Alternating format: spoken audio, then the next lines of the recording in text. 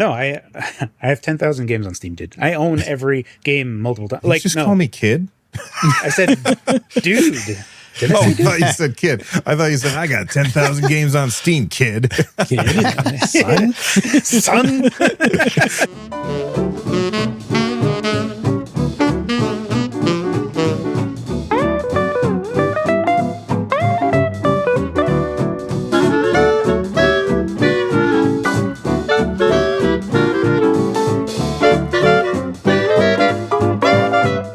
Get going. That's right. Let's get going. This is the latest episode, I don't remember, 105 of the NerdNest podcast. Carrie, you said let's get rolling. What are we rolling about?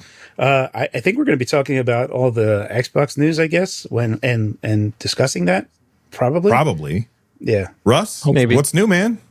You know, I just want to take a moment to celebrate that I am color coordinating with Rich today. So I have my purple No Effects shirt, and then he's got that purple background, and I'm just like blending right in. I'm loving it. Awesome. When I edit this in post, I'm going to have to remember to put you above Rich because I think I do it in a different place each time. Gotcha. Rich, purple background. Did you and Russ get on the phone ahead of time and plant this out? Yes, and we're going to do that from now on. Yeah. Okay. So what color are you guys going to be coordinating next time? That's a You're just going to have to tune in to find out. Carrie's right. We have a lot of stuff to talk about, including more Xbox stuff. We've got the Donkey Kong Bonanza Direct. Got a hell of a deal for a game that a lot of people have been talking about lately. It's an older game, but it checks out, sir. And then we also have some leaked information from Sega if we get to it, and a new post from Night Dive Studios. But let's jump right in and talk about the Xbox stuff, starting with Microsoft just announced their big next-gen AMD deal. Seems kind of weird because they've been AMD for a while now, I think. At least this generation has been AMD-powered stuff. But basically, they've said, "Look, we are making a home console, and that home console will be powered by AMD." And it seems to me, I put out a video about this, but it seems to me like that thing is going to be a PC, not an Xbox. Carrie, I know that you have feelings about this because we've kind of, I'm not going to say butted heads or whatever, but we've disagreed on whether or not we think it's going to be a real Xbox or a PC. Are you leaning more towards PC or still thinking it's just going to be a straight up Xbox still? So I did a video on this as well. And initially when I saw the video that with Sarah Bond talking about like the next generation, they're working with AMD all on this stuff, I was like, oh, this is definitely the next generation of Xbox. And they were mentioning PC in there, and like all the words that they use in there, there was like a 1:17 video, and I did a 12-minute video on that, like just going word by word. Mm-hmm. And like some of the things you can say is like play with the people you want anywhere you want. And it's just like, this also includes Nintendo and Sony. Like, this is not even just Xbox and PC. This is like other platforms. So it's like, you know, we all see it happening where like eventually all of Microsoft stuff is, maybe it's just timed exclusive on Xbox and PC, but that's besides the point. But when we get into like the verbiage of it, that particular video was so Windows centric. And when you look at it from there, it means that PC, and in my video, I talked about it because I don't know if you guys knew about this, but on June 8th, there was a bug that happened, where Xbox games, like console games, started showing up on the PC app. You couldn't play them. And I had Hydro Thunder on there. I was like, oh, sweet. And I clicked on it. Nothing happened. And that seems odd to me that they would have a bug a few days before this happens. So Microsoft has a lot of different things where, the software layer, arguably Microsoft is very good at that because they do so much of their software. The Xbox, so AMD has gone back, and even Lisa Su had mentioned the Xbox 360. And that is interesting because technically they were with ATI when they first got the GPU. But AMD wound up buying ATI, so it was an AMD GPU. And so, she said, we even go back to the 360. So Lisa Su even says AMD has been with Microsoft since the Xbox 360 days. They've been there with the Xbox One and the Xbox Series consoles. And what's interesting is like when you look at all this, all of Microsoft's xCloud stuff is super Xbox Series X consoles. They're 24 gigs of RAM, and they're dense and they fit into a blade. And they then bifurcate those into 4 Xbox One or 2 Series S. And they can do that because of their Hyper-V virtualization, and the Xbox One and Xbox Series have been in a hypervisor state this entire time. So Microsoft has all of the runway of doing all this work and making it happen on Windows, where all you have to do is basically flag Hyper-V to be enabled on even like Windows 11 Home, which Home really never had that, but now it can, to run all of these containerized Xbox One and Xbox Series games. Now, Xbox One is a very easy target at this point. You can have potatoes running Xbox One games. Xbox Series S is not very potato, like it is for a lot of people. Everyone's like, oh, the gosh darn Series S is holding us all back. But it is still a hard target, even for handhelds today. So it's going to be interesting. Is it just going to be Xbox One games, or are we going to see Xbox 360 emulation also come to the PC side? But I am now a firm believer that they are making the steps to having every Windows thing actually be an Xbox. So now there's like a billion Xboxes out there. Right. Yeah. I think that they're going to do emulation for OG Xbox, Xbox 360, and like you said, Xbox One. But for Series, they don't really have to do that because they already had. They don't have to do it for Xbox One either. Right, because they had, what was it called? Not Play Anywhere. Yeah, Play Anywhere. They have Smart Delivery. Smart Delivery. That's the thing. I would argue they have to do it for Xbox One to emulate. They have to do something, right? Well, like Xbox One was whether x86. It's Play Anywhere, whether it's how do you bring your Xbox One library to PC? It would be my question. If the game is an Xbox game that was never on PC, that's what you're saying, Rich. Even if it was on PC, you now have to do the work to make it Play Anywhere, right? You have to do that at the very least and say we've enabled Play Anywhere for the. I don't think the entire Xbox One library of Microsoft games has Play Anywhere enabled, does it? Okay, no. So what I'm saying is this is not Play Anywhere, and what you actually are going to be playing is the containerized version of Xbox One games and hooking into all the things that hypervisor and that would be a perfect solution. That's great. Yeah, because it already happened on the Xbox One. That's how Xbox One ran.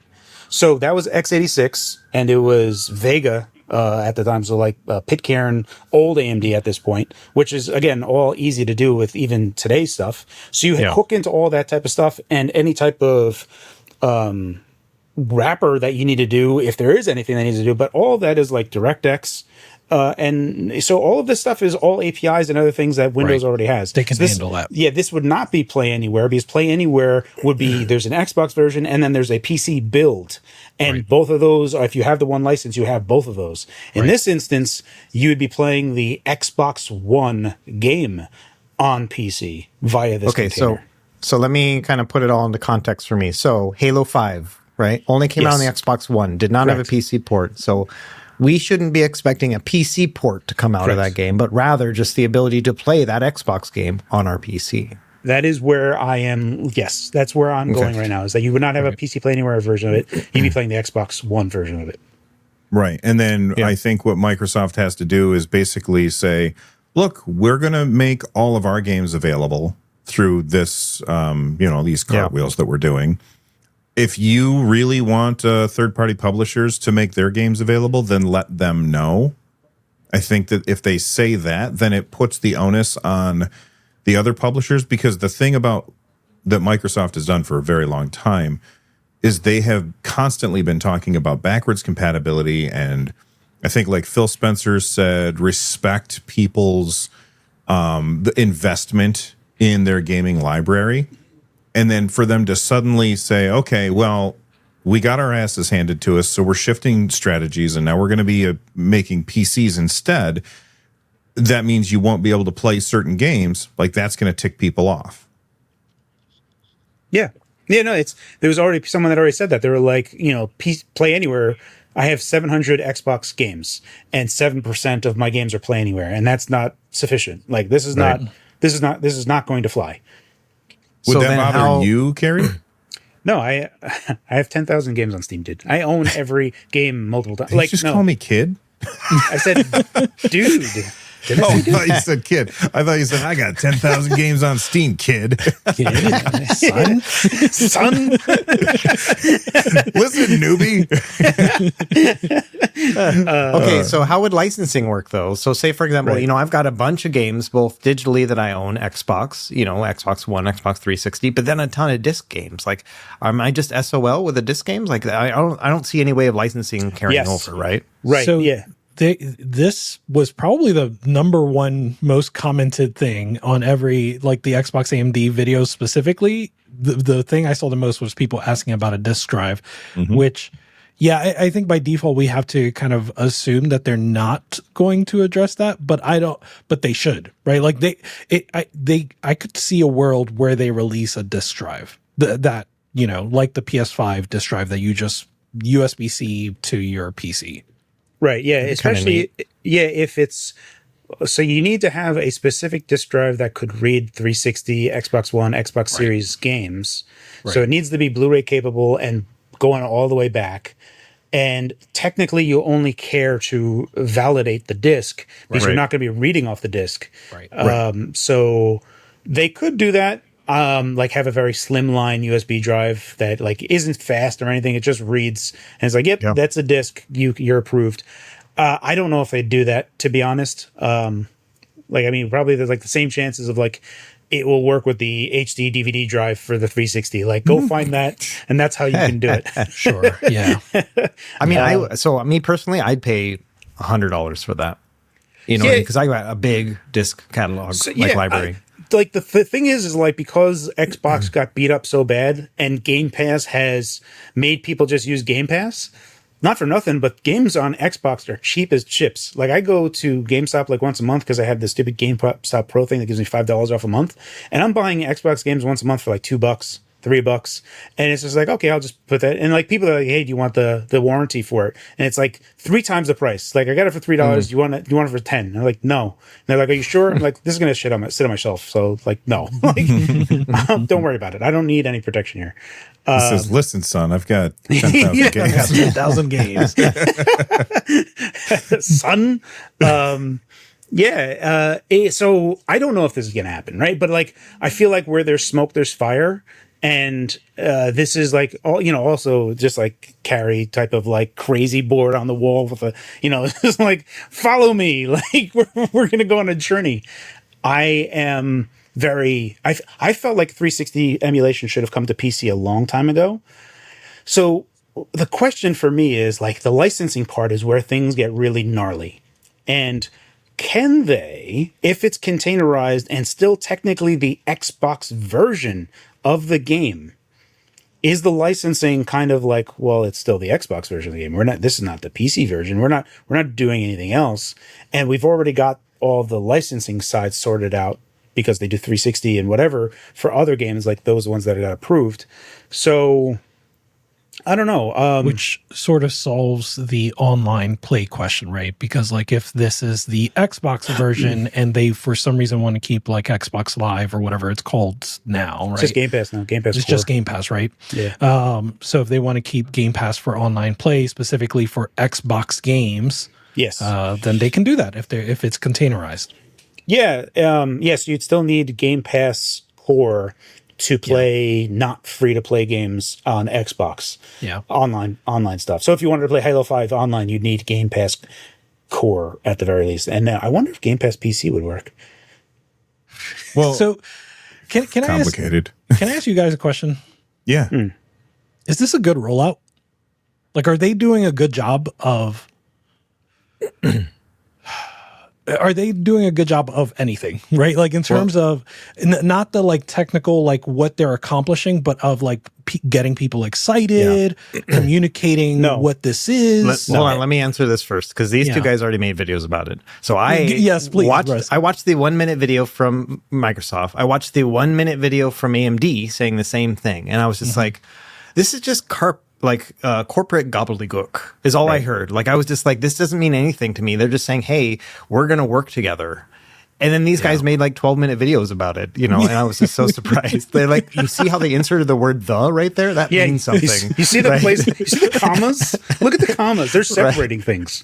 So my opinion is that no, I don't think this is anything yet. I don't think they've even started making an announcement. This is an announcement to make an announcement, is the way I'm seeing it. Yeah. And so only the diehards like Carrie and whatnot are actually like looking between the lines. I think for everybody else, it's just business as usual. Let's see what they actually come up with. That's my take on it. But I want to hear these guys too.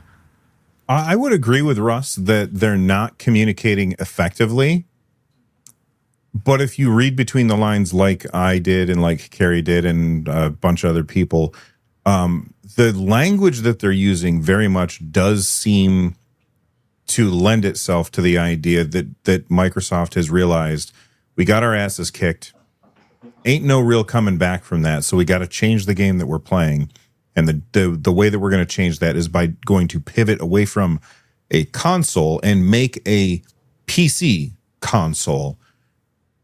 And that's what I got from those videos. And, it was especially when she said, I think it was, we were working with the Windows team to make Windows the primary gaming experience there is, or something along those lines. Primary, but yeah, it's something along those lines where Windows can be the number one gaming platform. Yeah, maybe number one. Which there's whether or not there's a distinction between number one and primary is very much up for debate. Yeah, but I don't. Yeah, but like that's what I mean is like, dude, it's a minute and it's 77 seconds long, and every word is so heavily scrutinized that I'm like, okay, that bug happened, and you're saying these things. The thing that I hate. Go ahead. No, please finish. I'm going to go on a tangent here, so please, you go first. Okay. All right. So my takeaway is exactly what Russ said. I feel so like even the things that are new or that they confirmed in terms of like reading between the lines, they've been saying between the lines for the last 2-3 years, right? Like they've been talking about getting an emulation team on Xbox, right? And the only reason they would have an emulation team at this point is not for Xbox, it's for PC, right? Like they've been talking about emulation, but they're also basically saying they're done with, they're not adding any new titles to be compatible with modern Xboxes, right? So the only other option is either new hardware or PC, and really everything has been pointing towards PC. They said the Windows number one is a big one, but that's the other thing, right? Like other stores, we've been seeing that for a long time, and they spelled that out in like a blog post that I shared on this podcast a while ago, where they specifically said, and this was almost 2 years ago now, the next Xbox will be open to other stores, and so this also brings me to like, and I'll leave it at this, is that even if there is a next generation Xbox that is not a PC, the fact that it's going to be open to different stores, the fact that they're bringing, their game style, their console, all of this stuff means that the distinction between whatever that console is and a PC is so small, almost to the point of like irrelevancy, right? Or irrelevance. Like if you can put any store on this, then it effectively is a PC, even if it's like, I don't know, ARM based or whatever. Right. It's still effectively a PC. So yeah, and they specifically called out Steam. They said it outright. Yeah, they said the word Steam in one of the videos or one of their posts last week or the week before. Like they specifically called it out. So they're basically, they know if their only option is to get more people to sign up for Game Pass. You can't get Game Pass on a PlayStation or a Switch, so they have to find some other way to get Game Pass available device in the living room. And the only way to do that and get people to buy it is if you can also play Steam on it. I think that's really their only option. Before Carrie does this rant, which I'm anticipating at this point, I think that what they're alluding to is the next generation is going to be 100% play anywhere. Like it's just going to be you know what I mean? Like they're not going to have any console games in the next console is what I'm thinking. Anyway, that's it. All right, so there's a few things that from the video that you said, and like there was things that I had problems with internally because I guess they had nothing to show or could not show. So they were saying like, "Oh, we're working in co-engineering Xbox Silicon with AMD," and as she's saying that, the very next thing she shows is the Z2E, and I'm like, "That's Right. BS." Like the Z2E is an HX 370 that's a year-old chip with a label slapped on top of it. You didn't co-engineer nothing on that, okay? There's 4 less CPUs there. I just think that AMD's been binning these things because they couldn't get all 12 working. That's not co-engineering. That's like, well, do you want these? And like, we'll put an Xbox logo on it. I don't find that like, it's like, what are you co-engineering here? And I feel like that's all they could show. And then they were like, and we're like talking about the next generation of games, and then they show an exploded view of the Xbox Series X, and I'm like, that's this generation. That's not next generation. It's like, so they're just pumping this CG stuff, and I guess it's because like people can't look at Sarah Bond talking for 60 seconds straight. So they're like, what's happening? I'm too bored. Like, I'm gonna get off of this video. Oh, something's exploding in my face. I'll stay for a little bit longer. Maybe that's it. But it's like, those are the things that like, I was just like, these feel like placeholder things because they couldn't show what's next. And when you get into, because they're still talking about cloud, and cloud is still is still a big part of their thing, is that they are leveraging their own paid for silicon, the Xbox Series X, but a beefier one, in their blades to run multiple different versions, which means that they are quite likely to not just buy like an epic AMD CPU and then just whatever Radeon Pro GPU is there. It's more cost effective for them to just build a super chip that they have the rights to, and they can just, pay the like TSMC to schedule time for them to make wafers, and then they can get the yields out of them that they want. It's far more cost effective for them to do it that way. And if you go into like the whole UDNA part of like everything else, where all of the machine learning and stuff is now directly on the GPU, now all of xCloud stuff, whenever someone's not playing a game, they can crank the dial and turn up AI stuff. So now it's not just games, it's full on ML AI stuff, which is all the huge rage, right? So all of this is like, I still feel that there is actually a next generation Xbox and Xbox handheld silicon that Xbox is making, because it pays for them to have their own cloud server that is running these. And then you also have, which has been needed for a long time now, like you look at RDNA 4, I don't know if you guys have been following the encoders on RDNA 4, like Epos Vox has done a video on it and talking about like Twitch streaming and all this other stuff. It is sensationally improved, which means that like the streaming quality for xCloud will be sensationally improved with this next generation. So I still am a firm believer that they are making Xbox consoles. Now, if this whole thing just comes like together, will an Xbox Series S and an Xbox Series X also allow other stores, and PC goes the other way and they just meet together? That's like, I never believed that would happen, because I don't know, it's just too good. Like it's like, oh, my console has now been upgraded and I can have my entire Steam library. Like, that's friggin' awesome. I don't know. There's just like in my head, and I have zero idea how any of it works, is like all the licensing and all the other stuff and all the cruft. I could see it happening easier on PC because it's already there. But happening on an Xbox, I don't know. I don't know. I don't know where it's going to go. But right now, all the talk's on PC. I think that, okay, so putting that together, I think the answer to that is like, okay, Microsoft sells computers. They sell like Surface laptops and stuff like that. So if they think of the Xbox as just selling another computer that also gives access to Steam and whatnot, I think that little paradigm shift would enable it to be that perfect scenario that we're thinking about, right? A living room console that just is console friendly, but then you can also play your Steam games on it, including your Xbox library. Like, that would just kind of be crazy. I can't imagine anything better other than, also playing PS4 games, but that's a pipe dream. I also think that is their only option at this point. If they don't do that, then they should just pull a Sega and just be the biggest publisher in the world instead of doing anything with hardware. And some people will say, well, they're not making any of this hardware. Third parties are making this hardware now, so they're effectively out of the hardware business anyway. Well, yeah, but they're they're partnering with these people, and they're putting their brand on these devices. Like, Right. there's an Xbox MetaQuest 3 that's coming out that we can talk about later on in the show, I think. Rich? Yeah, I mean, what do you that's think? going to be really... Sorry, Russ. Just one more thing to add, and I think this is good for Rich to talk about, is like, okay, so then competing with a potential Steam console, that's not probably going to have Xbox on it. Do you know what I mean? So that's where the big advantage would be. And if they want to have that living room advantage, that's probably going to be it. Yeah. Yeah, I do want to talk about that. So a couple of things real quick.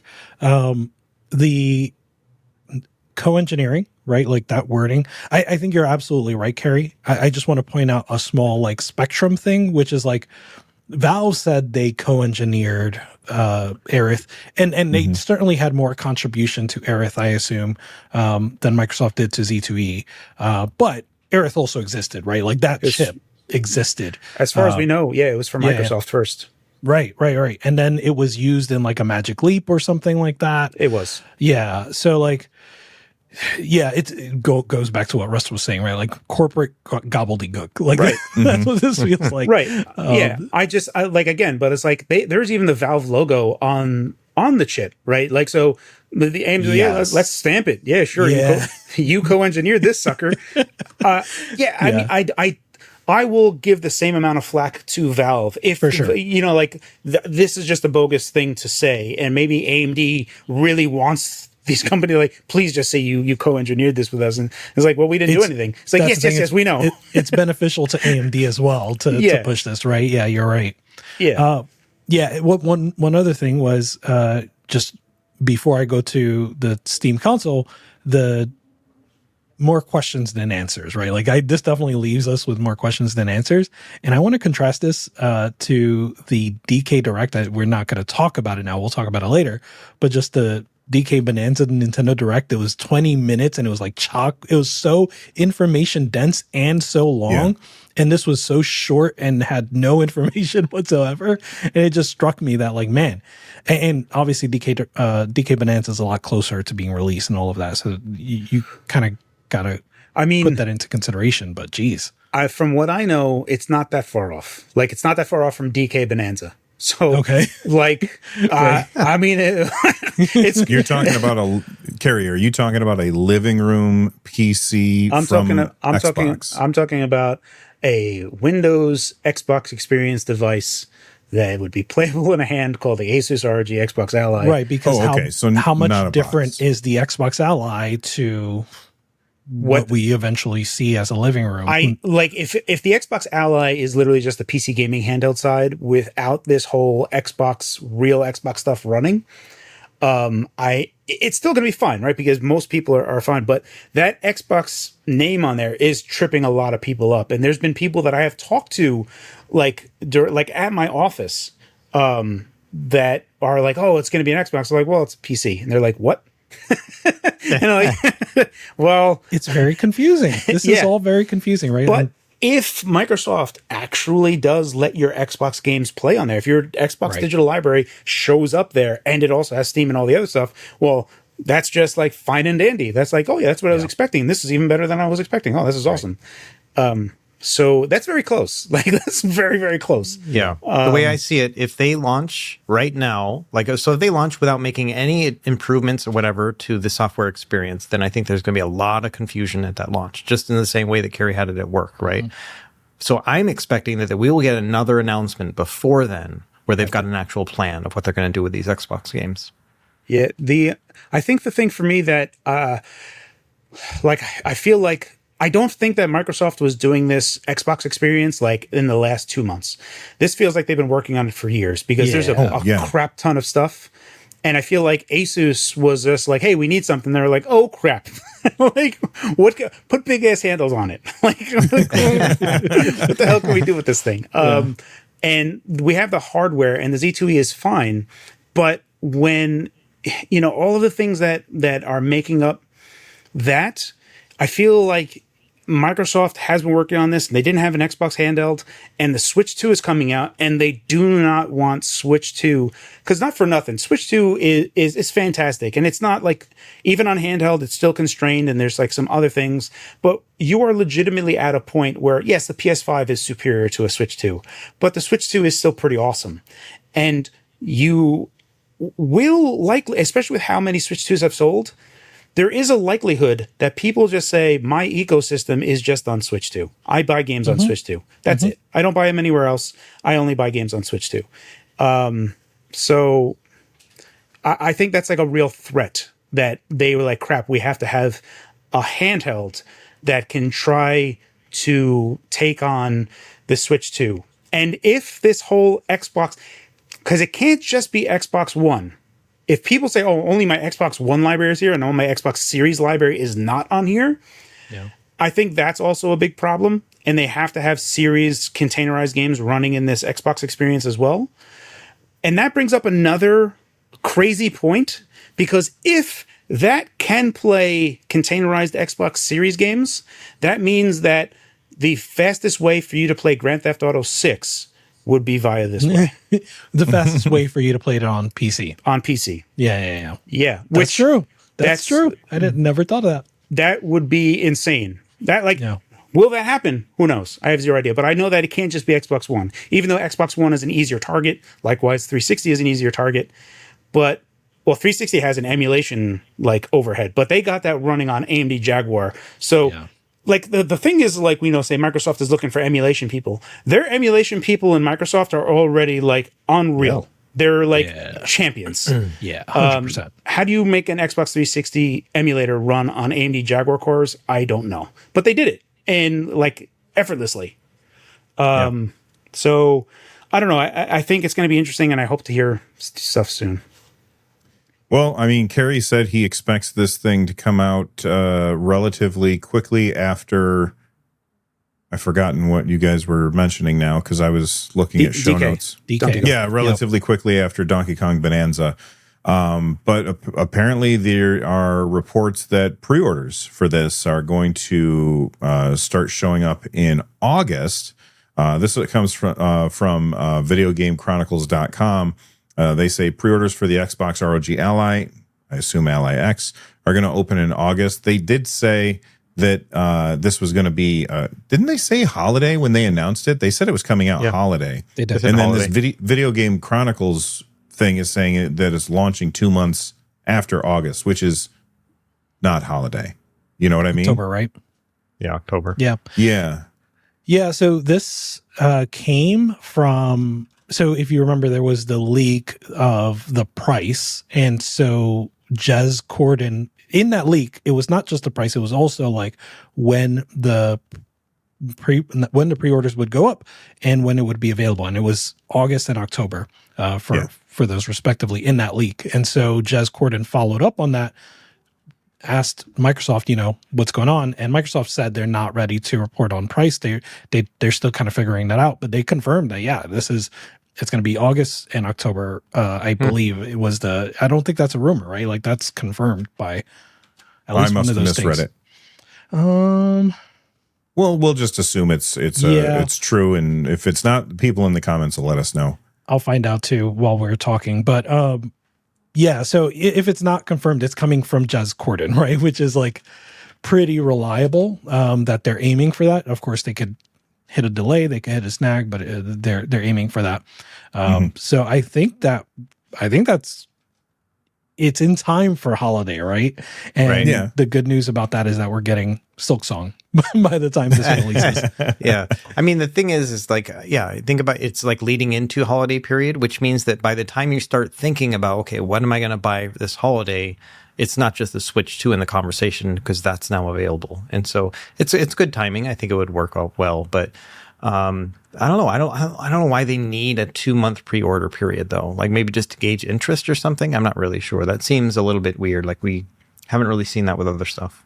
You want to have it as soon as you possibly can, because that way you can start getting some money.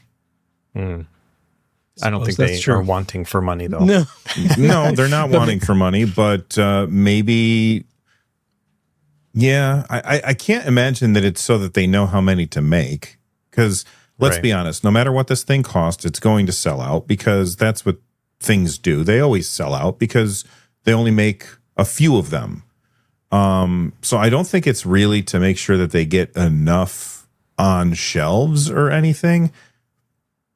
Yeah, I don't know why they would have to have a pre-order. I mean, Valve did a pre-order, and how long were we waiting for those, Rich? Yeah, 6 months at least. Yeah, right? and true. How long were they planning on us waiting for them, though? Like 4 months. Yeah, so I think a 2-month pre-order window is not super weird. I don't think anyway. Yeah, I guess I got to kind of put Steam Deck in a different category as a console launch, though, just based on historical. Like it's more like, oh, when is the launch date? And then be there for that. Maybe a week ahead of time you can pre-order on GameStop. Yeah. I think thinking of Steam Deck, right, going back to Russ, what you were saying about a potential Steam console and just, a lot of people in the comments of any video where we talk about Xbox and Valve are going to bring up like this war that they're having. And what I'd like to call it is a Cold War, right? Like they are very friendly with each other, at least purporting to be very friendly with each other in many different ways, but they are also at odds, right? And so thinking about like how the Steam Deck works now, what a Steam console would look like, going back to Russ's original kind of point is that like, yeah, I think Steam console, Steam OS is going to work really well with Steam, and they're not really going to invest into making like other stores work well on Steam OS, right? Even if Microsoft were to open it up to Linux, which that's the other thing they're not going to probably do, is they're not going to open up Xbox app or Xbox games to Linux in any way. So now we have these two different approaches. And I think that's it's the new console war, right? It's going to be SteamOS versus Windows. And inevitably, like, I don't really see SteamOS winning, meaning it takes more market share than Windows. But at the same time, it's a different war, right? So like, what Microsoft is trying to do is get more market share from people that buy games and are willing to pay for games, even if that's through Game Pass. So they're not looking to get back the market share that SteamOS is clawing away, at least not directly. They're just looking to get people to pay for games, right? Which they've lost, right? And so, and what Valve is trying to do is trying to keep that, which they have, is people buy games on Steam, whether it's on Windows or on SteamOS. They don't actually care. I wouldn't think so. Right? They used to care back in 2008, 2009, Windows 8. They really cared because they thought they were going to lose Windows as it was, but it doesn't look like that's the case anymore, right? So all they really care about is keeping Steam being Steam. Yeah.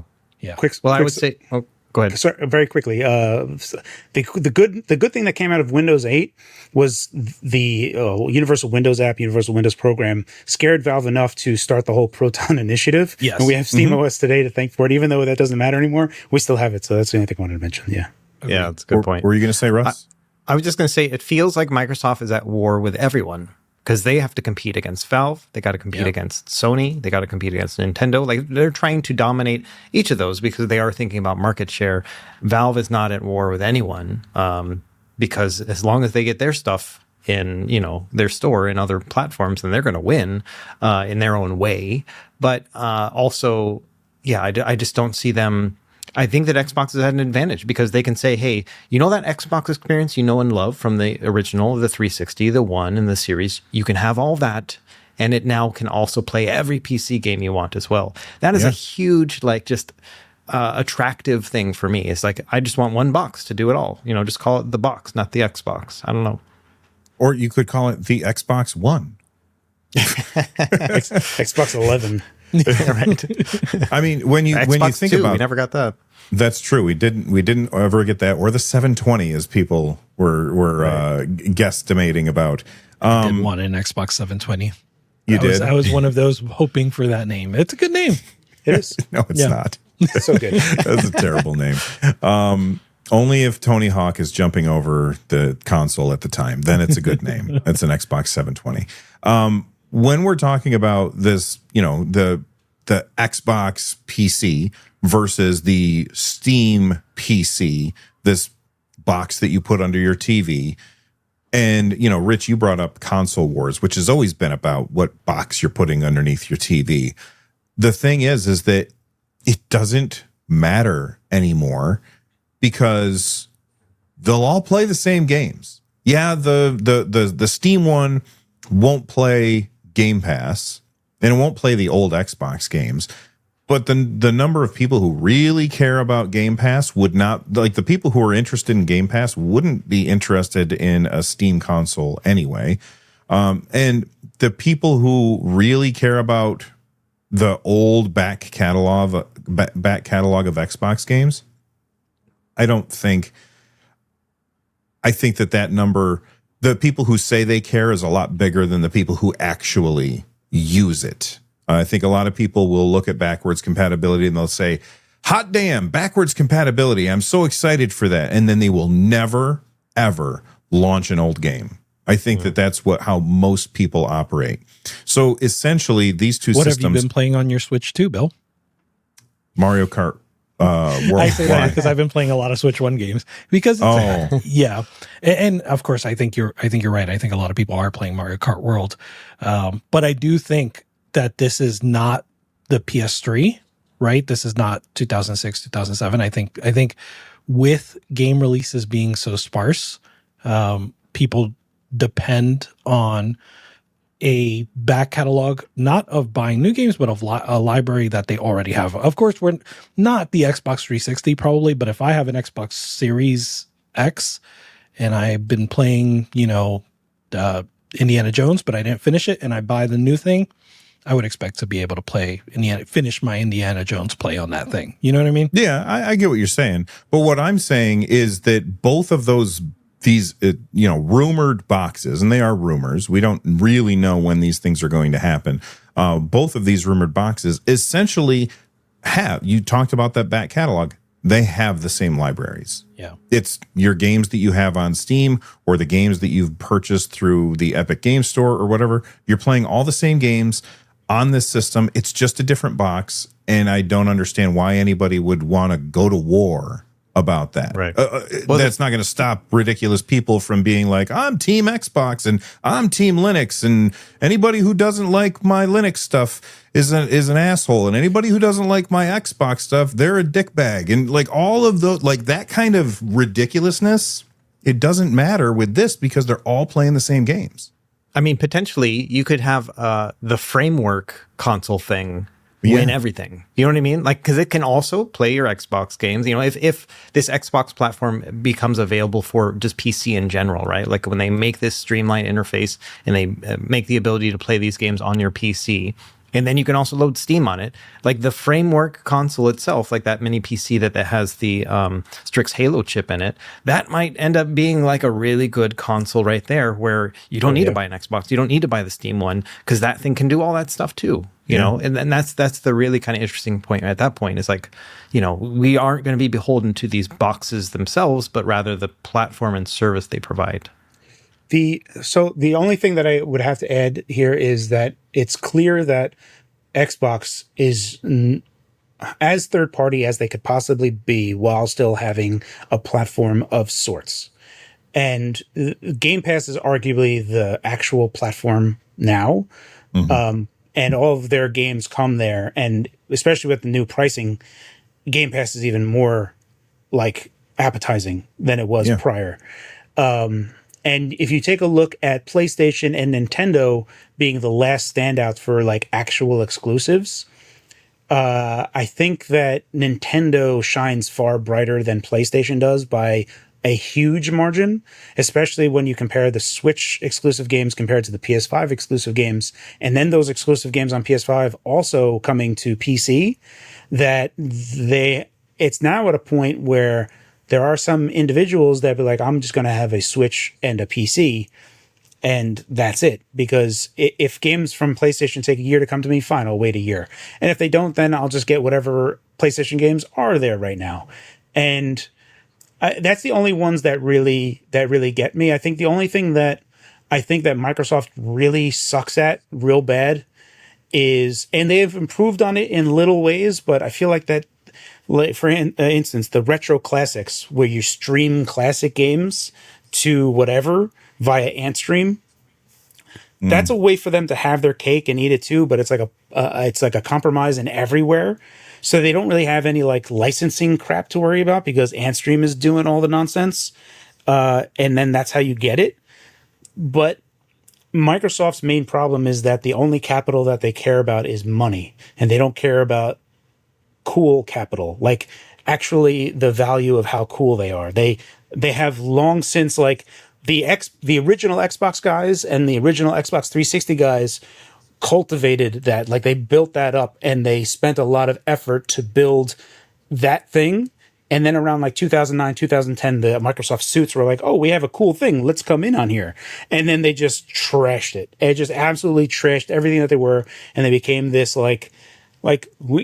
yes, Xbox is losing, but does it really matter when Microsoft's a $3.5 trillion company? No. Like, they are more really valuable than Nintendo and Sony. Like, they're not losing the money war, but they are losing the cool war. They lost the cool war. And I feel like that's one thing that what the hell is $1 million or $2 to Microsoft? Like, there's like a bunch of different indie studios that have made like adventure games, old school PC adventure games. Just throw like, I don't know, throw $2 million to like make another King's Quest. Like, you guys have shown that you've made multiple King's Quests. You've remade them and they're awesome. Just make a new one.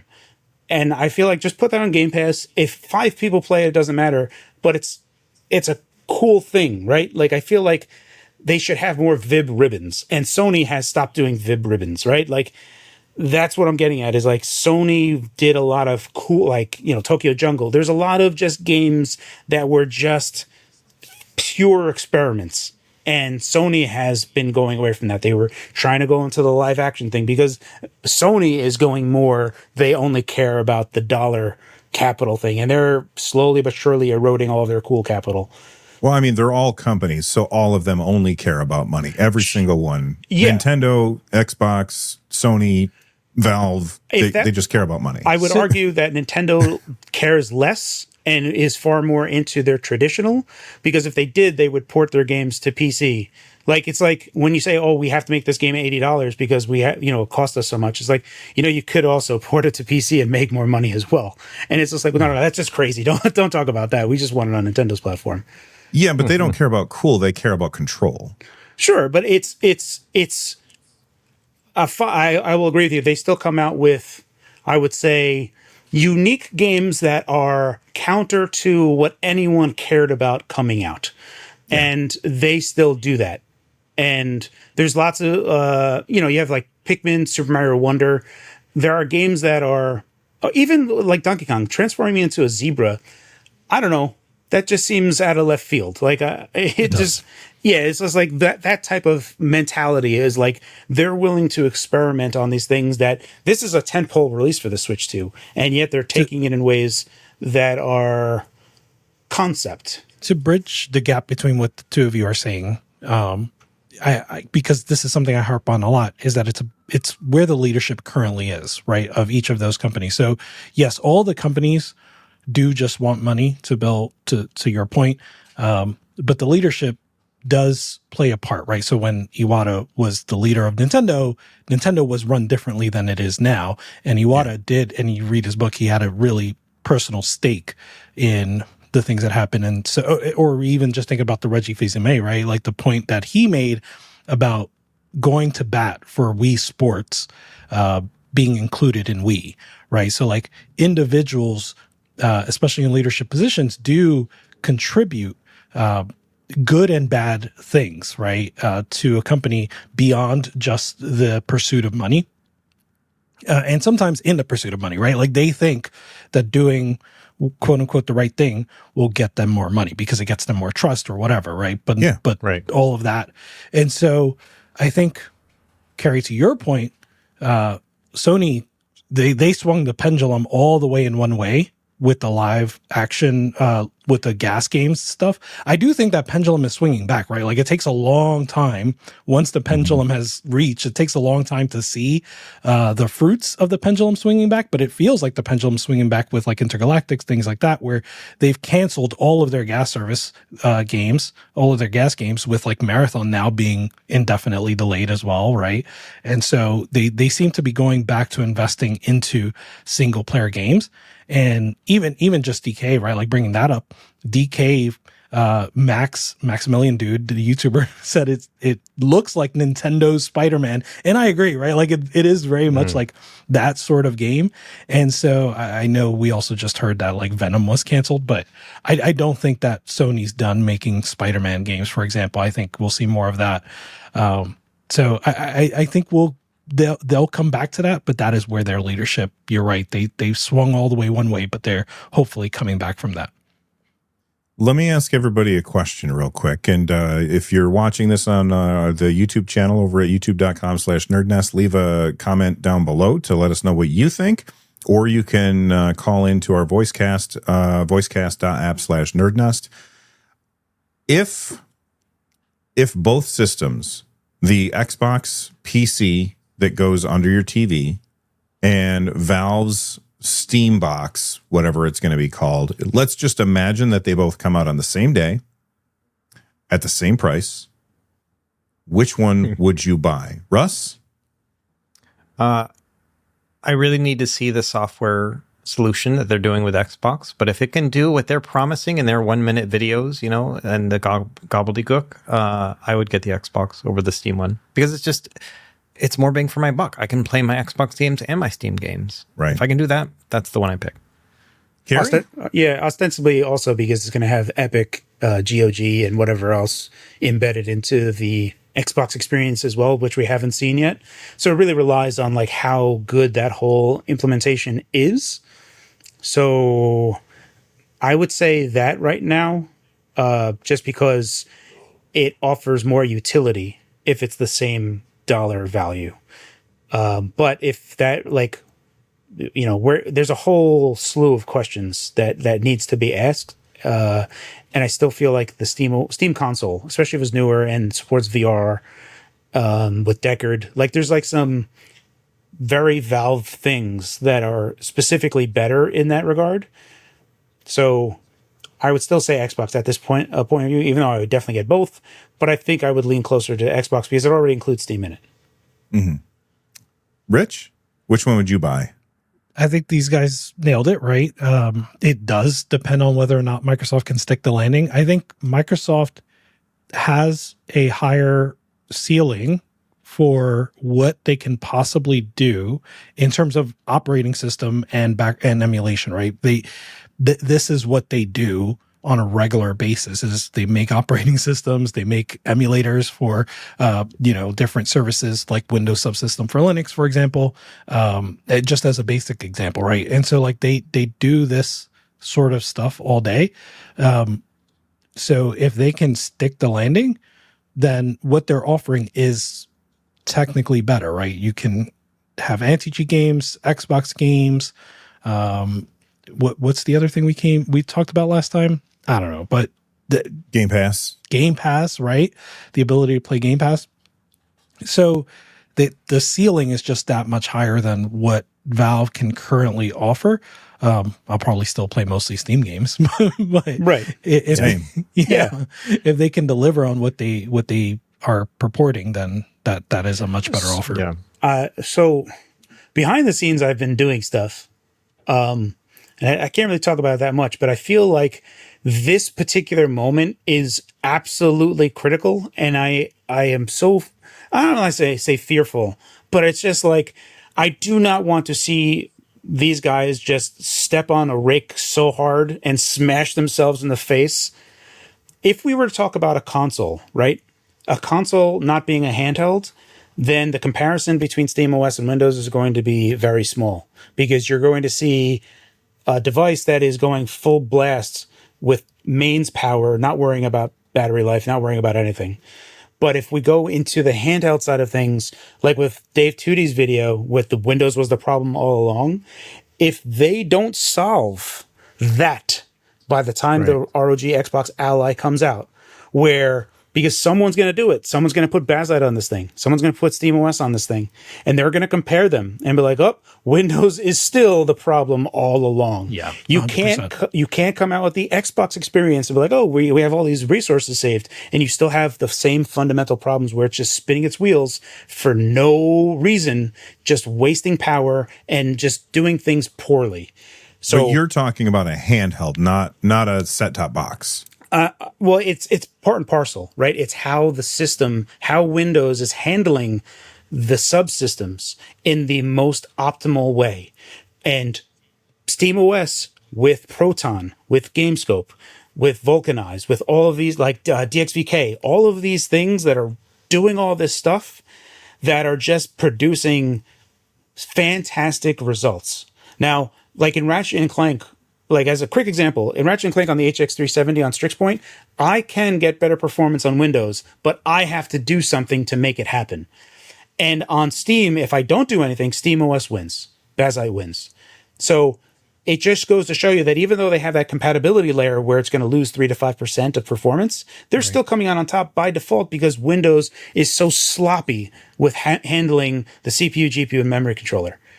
And I'm doing things. I'm like, look at what you're doing wrong. Please don't do this wrong because you cannot afford to have the Xbox experience come out and fall flat on its face because this is the singular moment Microsoft has to say, oh, you know how like Windows is bloated and it kind of sucks? Well, not anymore. And in fact, it's better. Like this is a singular moment that they have. And if they flub this up, these guys are beyond helping.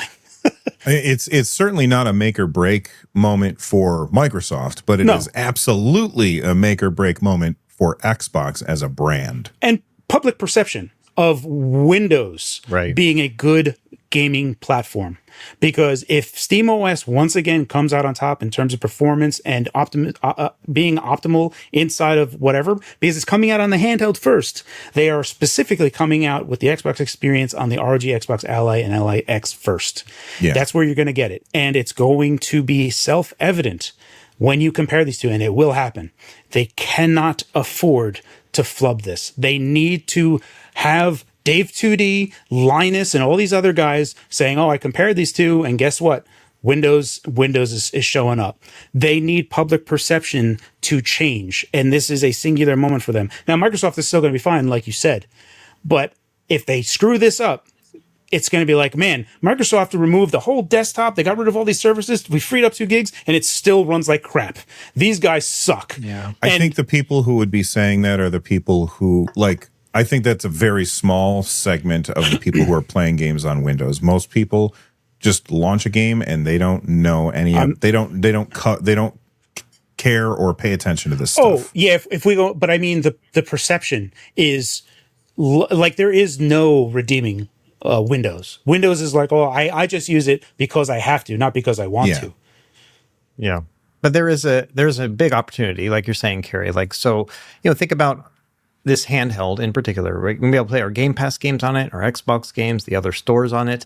That means you can backdoor like Sony games on your Xbox handheld, right? And the moment someone just shows off, hey, look at me playing Spider-Man 2 on this Xbox handheld, I think a lot of people are going to be interested. They may not understand that it's just a PC and you can do that on any PC, right?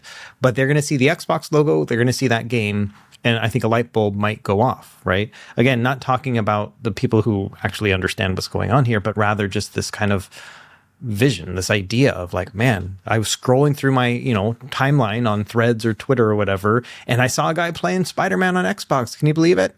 Like that's the kind of thing that they have an opportunity to show off. Yeah, and they can easily like the way that they can change the game, which is like the thing that I think that they're trying to do, is when they bring out this device, either the handheld or the console, when they bring it out, they can say, there's 100,000 games available on this. Right. And then they can show in the advertising Spider-Man on there. Yeah. Do you think that if they did that, Sony would adjust their porting strategy to PC? It's possible. Well, that's a good question. I think that they could, but have they already? I think their hands are kind of tied because they have stockholders. If they don't ship games to PC, we've seen that consoles have hit a ceiling. They're not going, the same number of consoles sell every generation.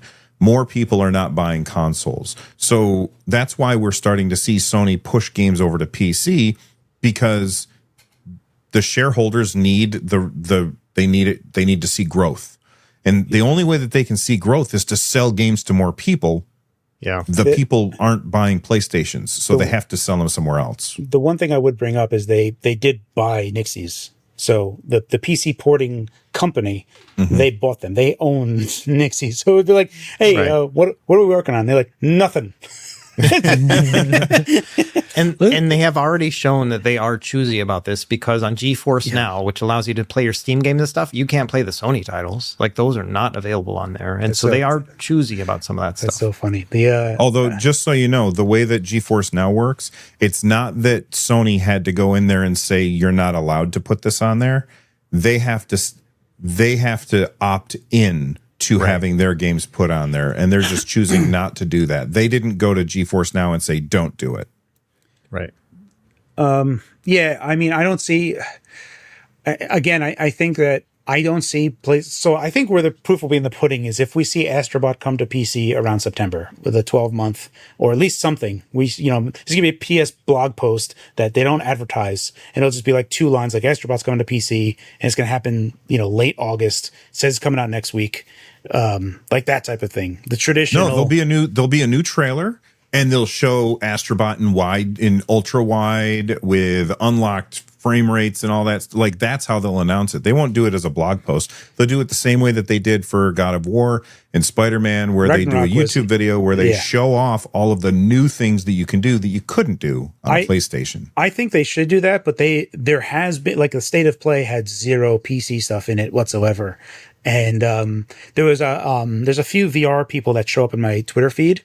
And like you saw, I don't know if you guys saw, like, Beat Saber is like, they already said like PSVR and PSVR 2 support is ending. They're no longer going to be supporting So, and then there was someone that like retweeted that, like quote tweeted that. And he's like, not only is this ending, but even in their sales data, like Sony PlayStation sales data, they don't even talk about PSVR anymore.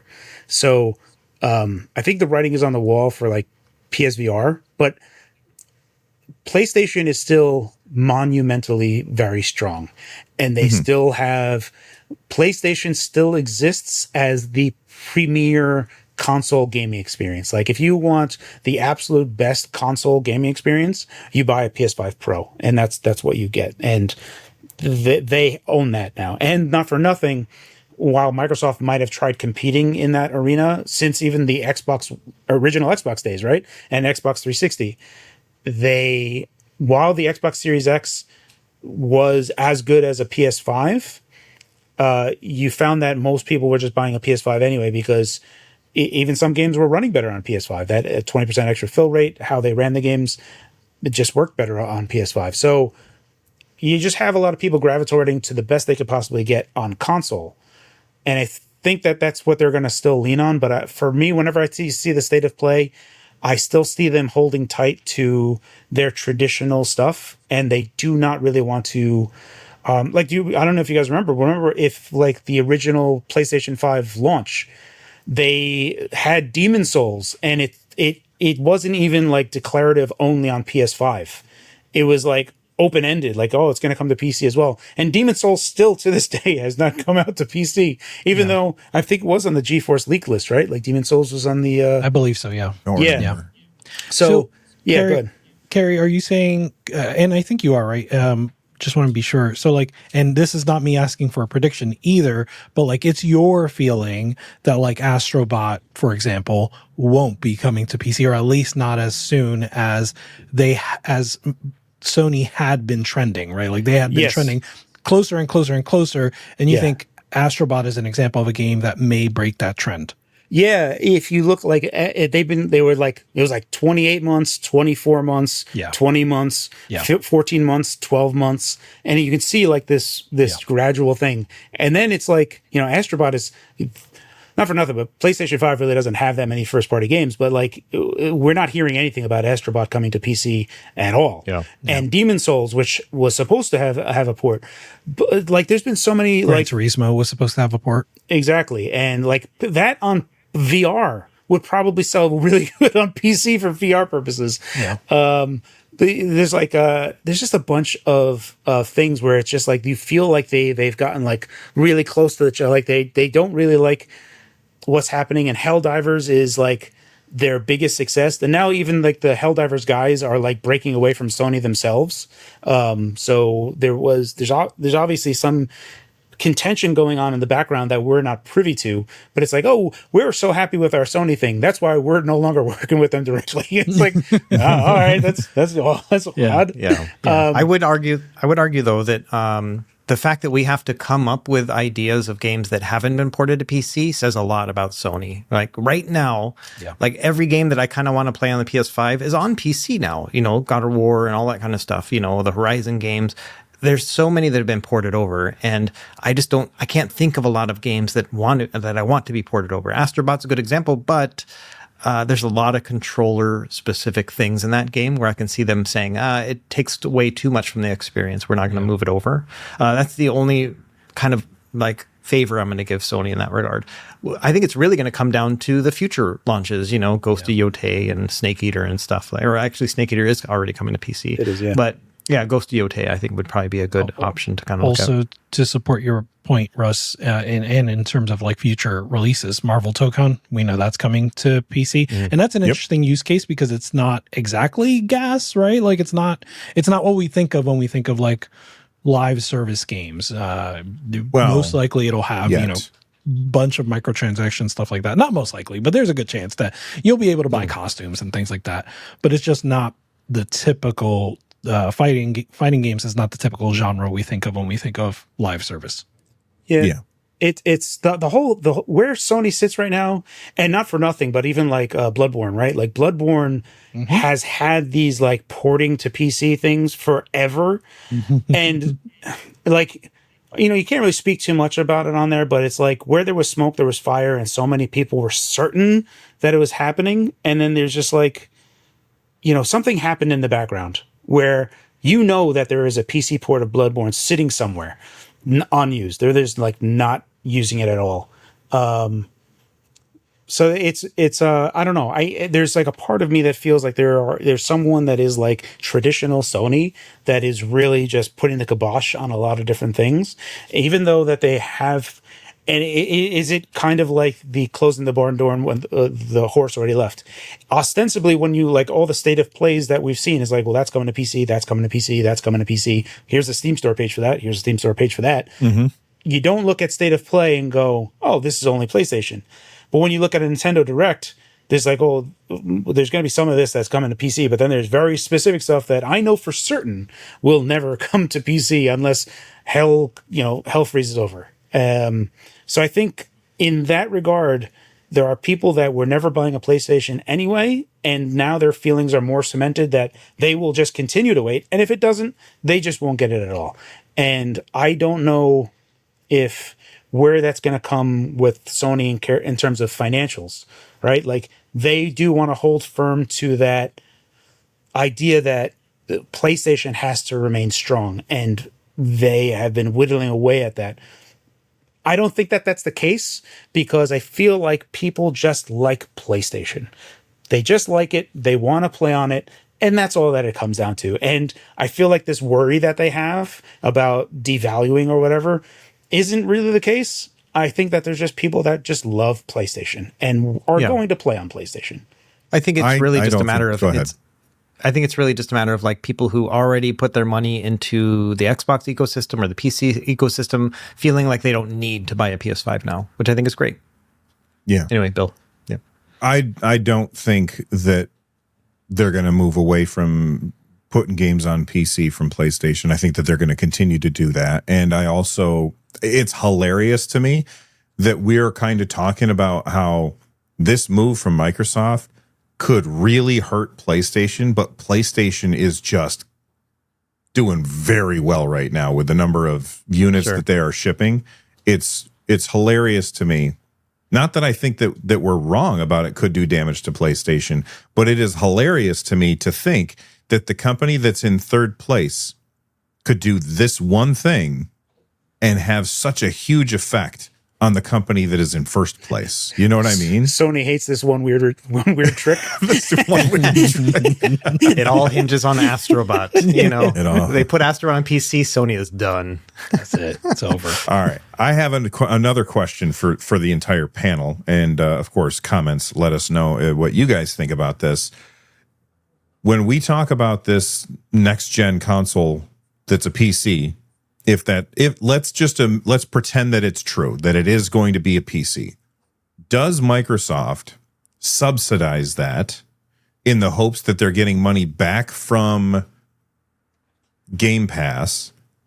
Because if they don't, then it's just another PC and not very interesting, because you could already just go buy a PC and put it under your box, especially if Windows allows you to turn this new way of interacting with it on.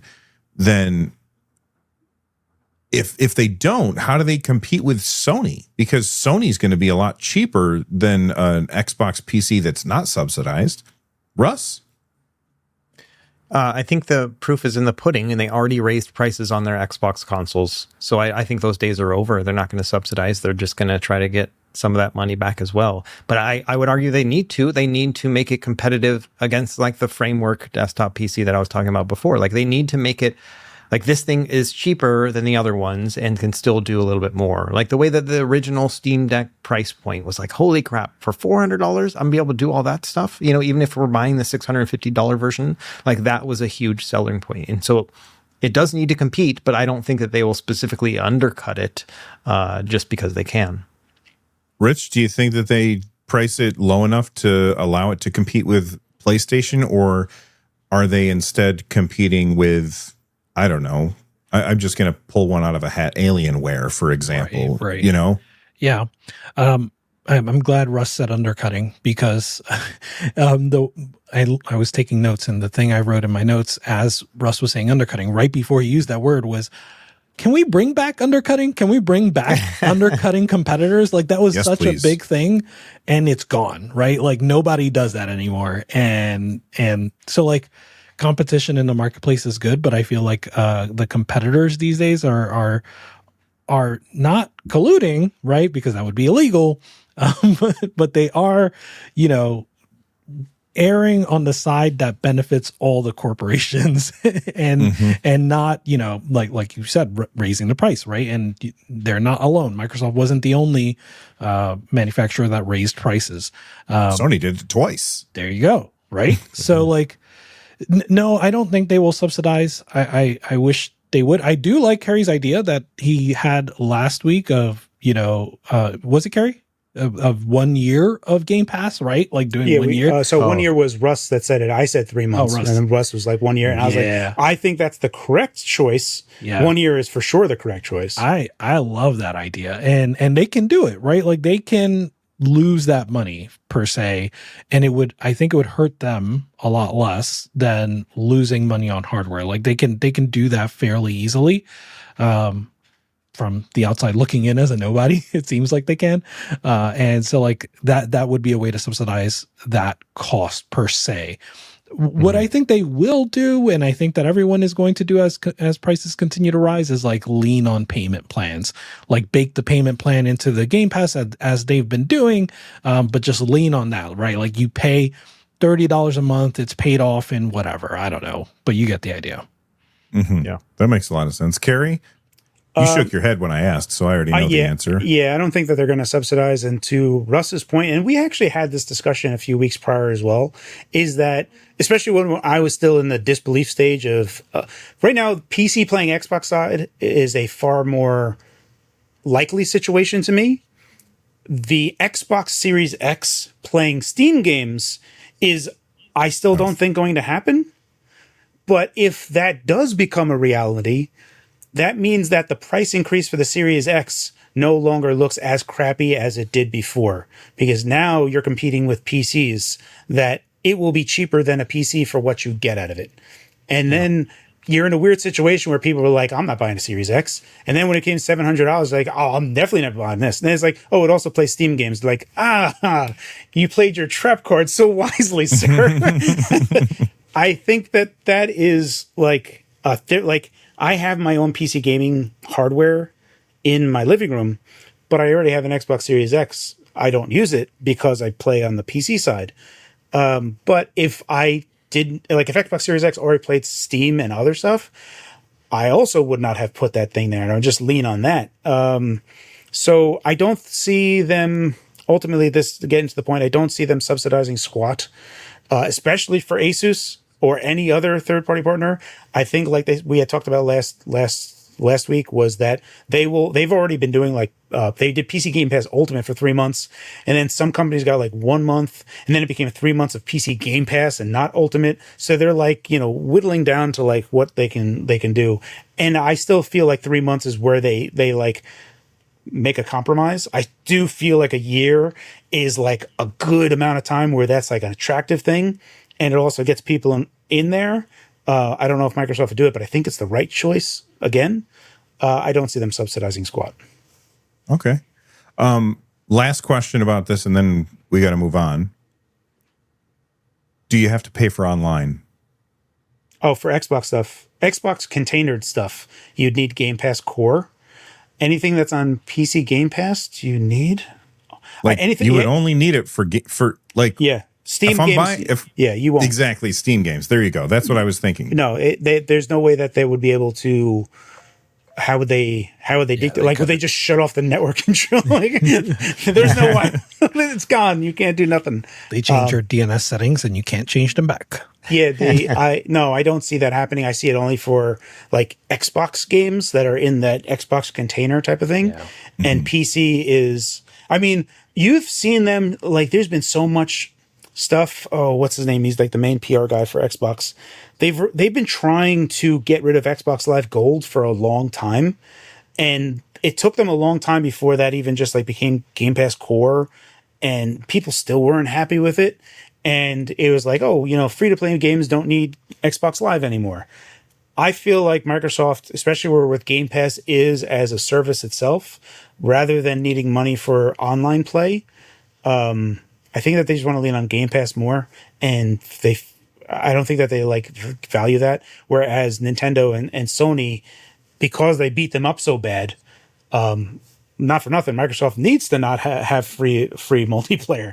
So yeah, I don't know. I think I can't see it working for anything outside of Xbox. That's what I thought. Rich, you were getting ready to say something. Yeah, I completely agree. The thing I'm about to say is weird, right? Like, I think that Microsoft kind of relies on Game Pass Core to a degree and they don't announce their Game Pass numbers anymore. But I think that when they do, at least internally, talk about Game Pass subscribers, a lot of that is pumped up because of Game Pass Core, right? Like, there are people that subscribe to Game Pass just to play online, whatever level they are. They subscribe to Game Pass just to play online. And so I know that there was like the 35 million news that came from an employee that posted on their LinkedIn or updated their LinkedIn. And so, like, I imagine that there's a not insignificant number of people that are subscribed to Game Pass through Game Pass Core. So I just wonder what this new path for Microsoft will do for those numbers. We'll never get to find out, but I'm curious. I have to say that I watch a movie podcast regularly, and they are always like, the thing about the movie industry is super transparent.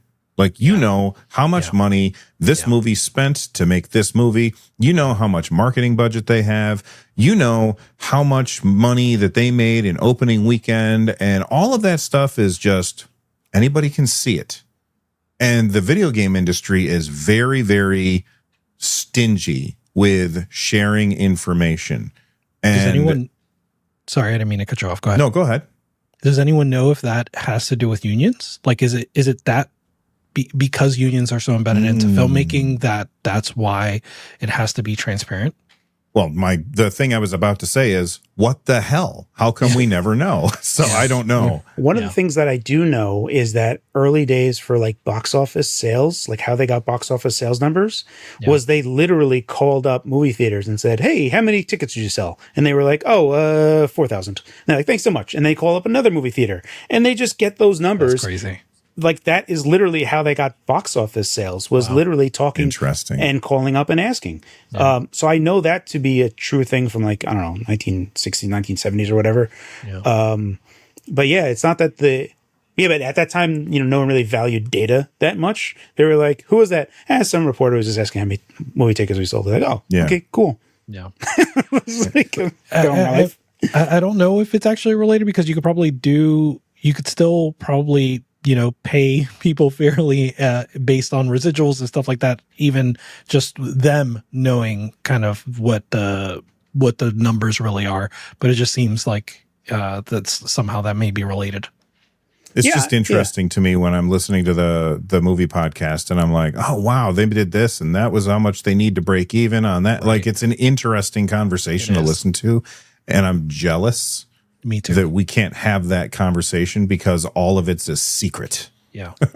Yeah. We rely on some godsends of people like Matt Piscatella and I'm going to forget names, but there are some people that report on that sort of stuff almost exclusively. And so that's really helpful because it's super interesting. I love to talk about that stuff. Yeah. I think the worst part about that is because like, before all of these guys like Matt Piscatella and whatever, they could have relationships with GameStop, Best Buy, whatever, and be like, so how many games did you sell worldwide? And they'd be like, well, I did this, but we have to have little, whatever. And, they could get that information. And now that digital is like 80%, it's like, hey, well, PlayStation, how much you sell? And they're like, how about you go pound salt? Like, I'm not telling you squat. And they're like, oh. Yeah, absolutely. All right, it's a secret to everyone, but we were going to talk about the Xbox Quest 3S, which leaked, but we've been talking about Xbox for an hour and 20 already, so we should probably move on. Let's talk about the Donkey Kong Bonanza Direct, but before we do, I've got to get this. I've been keeping a secret from everybody because not on purpose, but I keep just forgetting to mention it, is that Russ and I are going to be at Too Many Games next weekend. I'm on call. Oh, okay. Sorry, I thought it was Carrie. I don't know why. No. Oh, gotcha. So it's just Russ and I, but we're going to do a live podcast with Bob and Will from the Wolf Den podcast. If you're going to be in the Philadelphia area, Too Many Games, come see us. It'd be awesome. And if you are going to be there and you just wander by and you see me, come say hi. I've got something for you while supplies last. All right. Donkey Kong Bonanza. Russ, did you get a chance to watch the Donkey Kong Bonanza Direct or skim it at least? Nope, not at all. So I have no idea what's going on. I don't even know when is the game coming out? 17th. Yeah. July. Like in 3 weeks. Yeah. Okay. Yeah, it's soon. Yeah. So let me say, no idea. Watch it, right? Like, okay. Indulge in everything we're about to say now, but watch it. It is one of the best like videos I've ever seen on like. I'm really surprised by that. Okay. Yeah. Same. Yeah. Right. So the job of a direct is to take your anticipation level for whatever it is and raise it up. After hearing people talk about their experience with it at the Nintendo events and they had problems with the camera or whatever, I was like, my anticipation level went from like, I'm going to say like 50% down to like 30%. But then I watched this direct and it went up to like 80%. Now I am excited for this game. I was not excited for this game before. I was never been a huge Donkey Kong fan outside of the original old school Donkey Kong games. I never liked what's the SNES Country? Donkey Kong Country. Don't like those games very much. You heathen. I didn't enjoy the Donkey Kong game that was on the Wii U and the Switch, the Tropical Freeze, which is essentially Donkey Kong Country again. Yeah. Yeah, it's just not for me, and that's fine. Not every game has to be for me. This game looks really good. They've been cooking with this. Rich, what do you think about it? It looks amazing. And they went on for 20 minutes. I said this earlier, but like it was packed with information, which tells you how like feature rich this game is, right? Because they would talk about like the gameplay mechanics. They talked about that for like 5, 6, 7 minutes. Then they went into like these different features like mouse control. You can like model, you can do like 3D modeling in DK Bonanza using the mouse. Like what? There's multiplayer. The multiplayer looks a little like mid, but there's multiplayer. Yeah. There's the different like Nintendo game share things that they do. I don't know all of the things, but they have like that stuff like where you can download to a Switch One, or I don't know, maybe it's the stream to the Switch One thing. But they have the Switch One Play. They have the Amiibo stuff, which I don't care about Amiibos, but that's Same. just, again, they talked a lot about a lot of different things. And the part that I care about, the gameplay, was really good, right? Like so many different like mechanics that they showed off. The soundtrack was a banger. They even brought back like the DK rap and made that sound amazing. Like, what are they doing over there? Yeah, it was amazing. It was a great video, and the game looks like it's going to be a banger. Everything that I saw before the Direct made me feel like this game's going to be very, very one note. Like, you're going to run, you're going to punch some rocks, you'll pick up some rocks and throw some rocks. And that's it. Yeah. But then they showed so much more.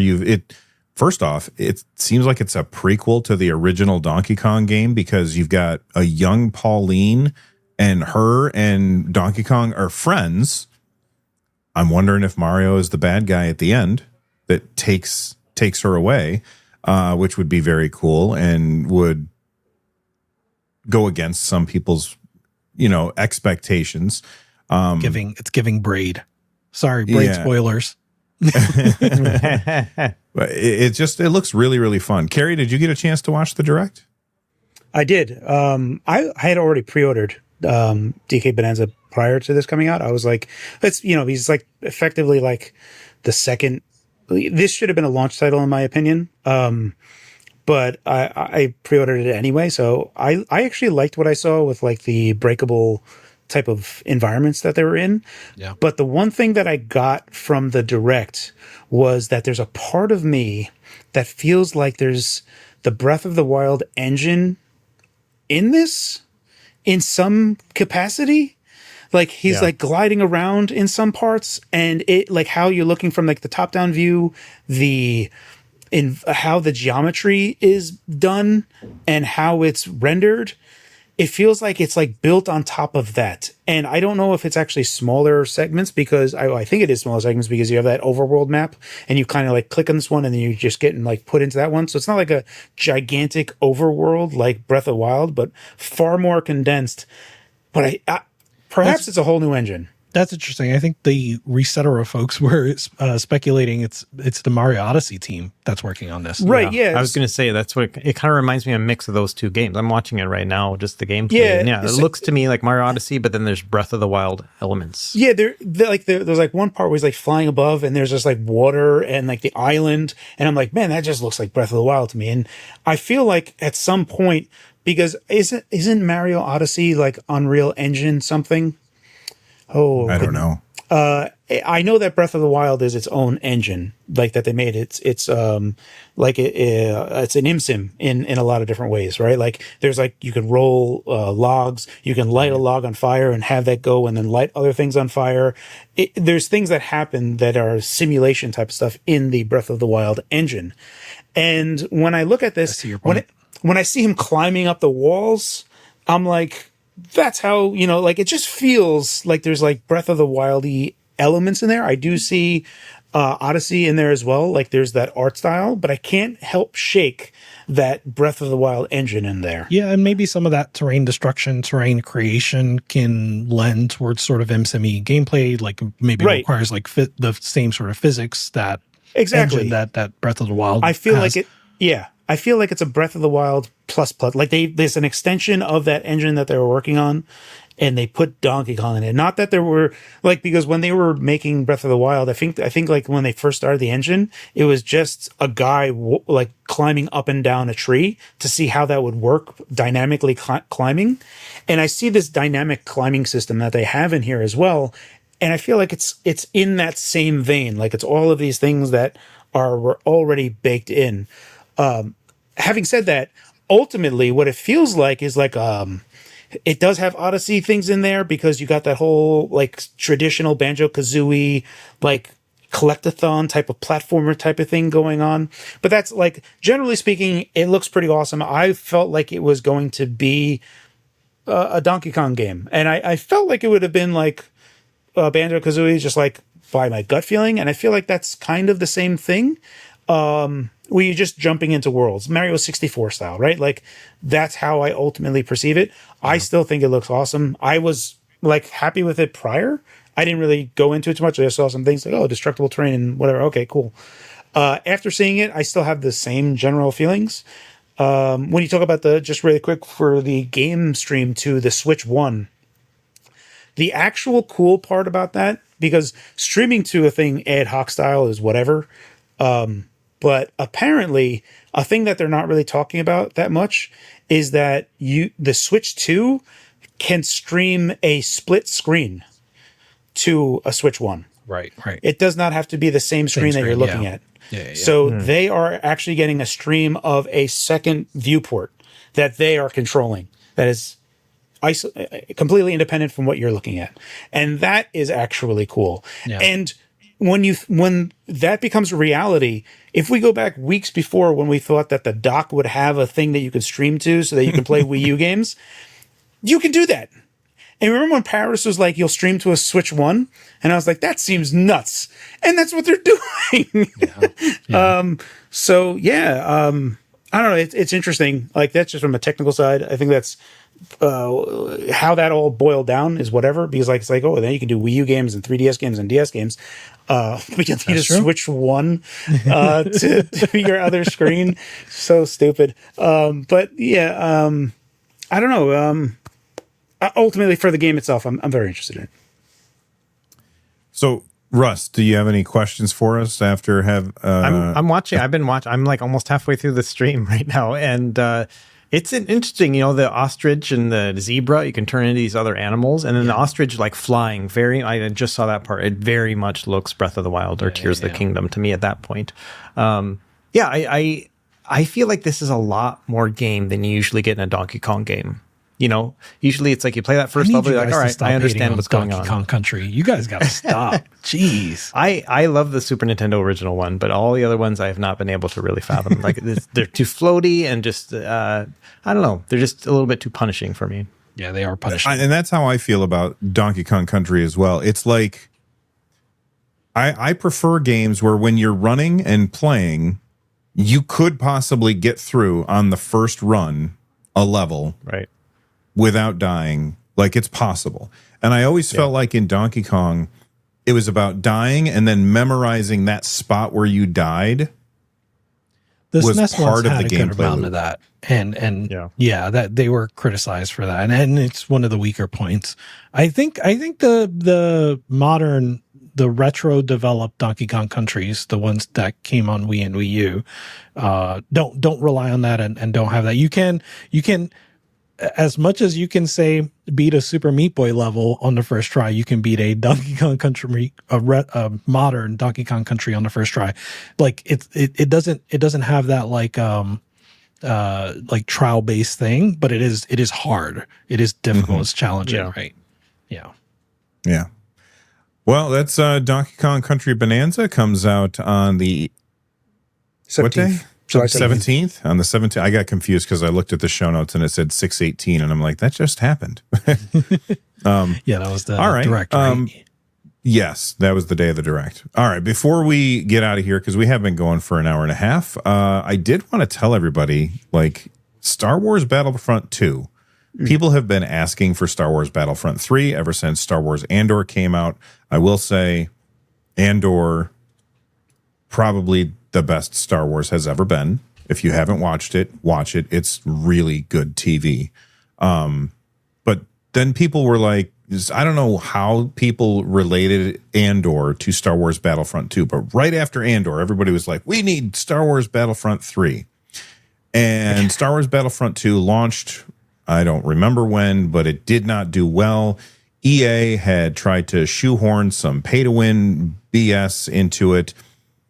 the community said, don't do that. EA backed off. And I think it was like the most disliked post on Reddit ever was something about Star Wars Battlefront 2 because of the way EA was handling it. Wow. But they backed off and they said, you know what? Okay, we won't put these. Probably Disney got on the phone and said, you're done. Don't do that. So they said that we won't put this stuff in the game, but it never fully recovered. I bought that, like my PS4 Pro. I bought the Star Wars Battlefront 2 edition. The game is so freaking good. It's really good. Both the campaign and the multiplayer, and it's freaking gorgeous as well. But anyway, people have been talking about when are we going to get a third one? Probably never. But Star Wars Battlefront 2 on Steam, I picked it up this morning because I only had it on PlayStation, is $4 right now. It's 90% off.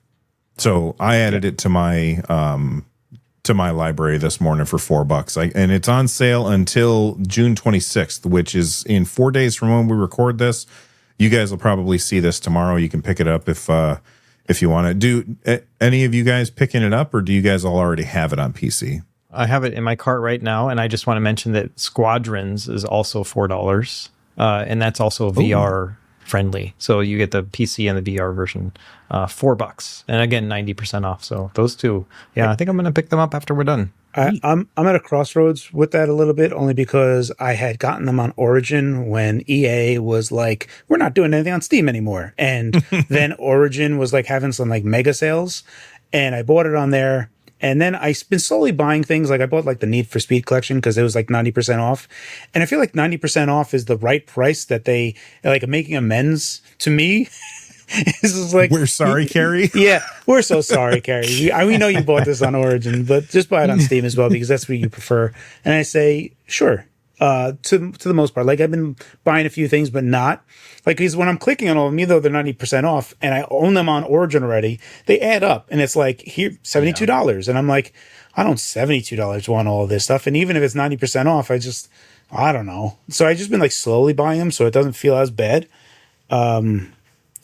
Also, I have Xbox Live Ultimate, so I have like EA Pass, and you know, so it's just like it becomes the same thing. And like what was that? ZOO as EAU? Metroidvania. The Metroidvania. Yeah. Mm-hmm. Yeah. That's on EA Pass, and that's available now on Game Pass. And I was like, oh, sweet, I want to play that.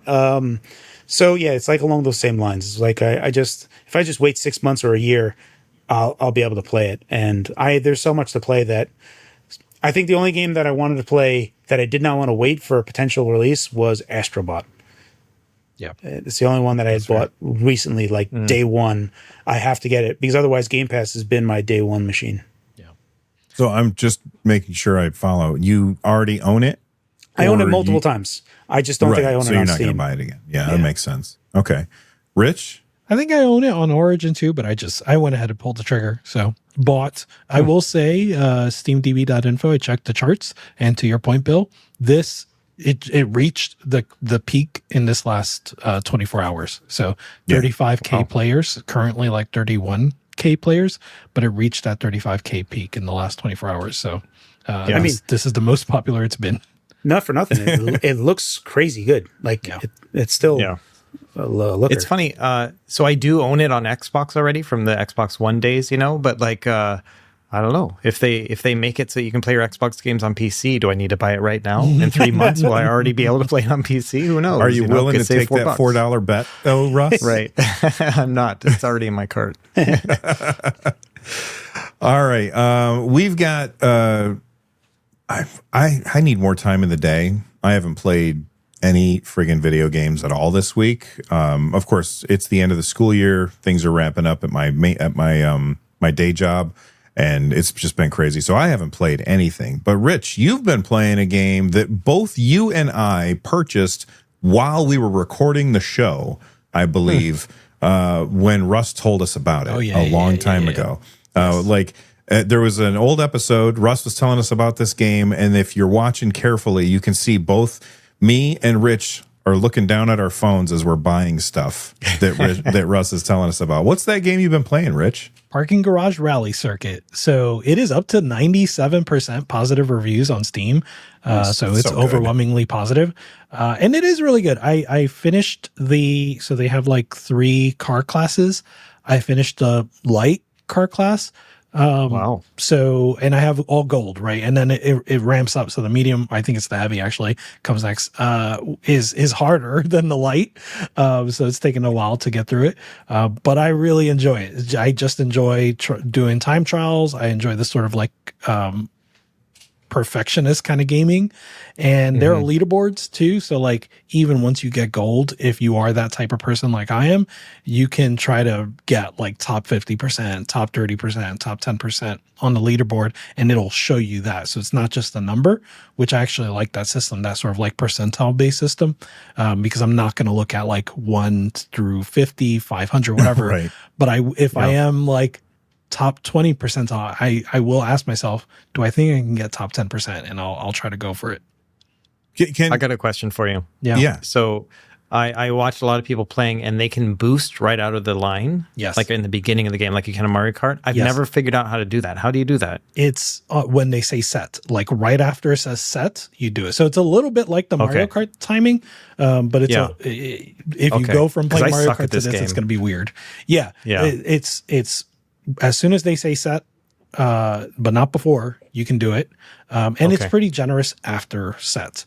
And then the drift, if you can just chain the drifts. So like even if you just are drifting, so if you have like a long turn, just hold on to the drift. Don't even boost. Don't let go. Just hold on, because that counts towards chaining.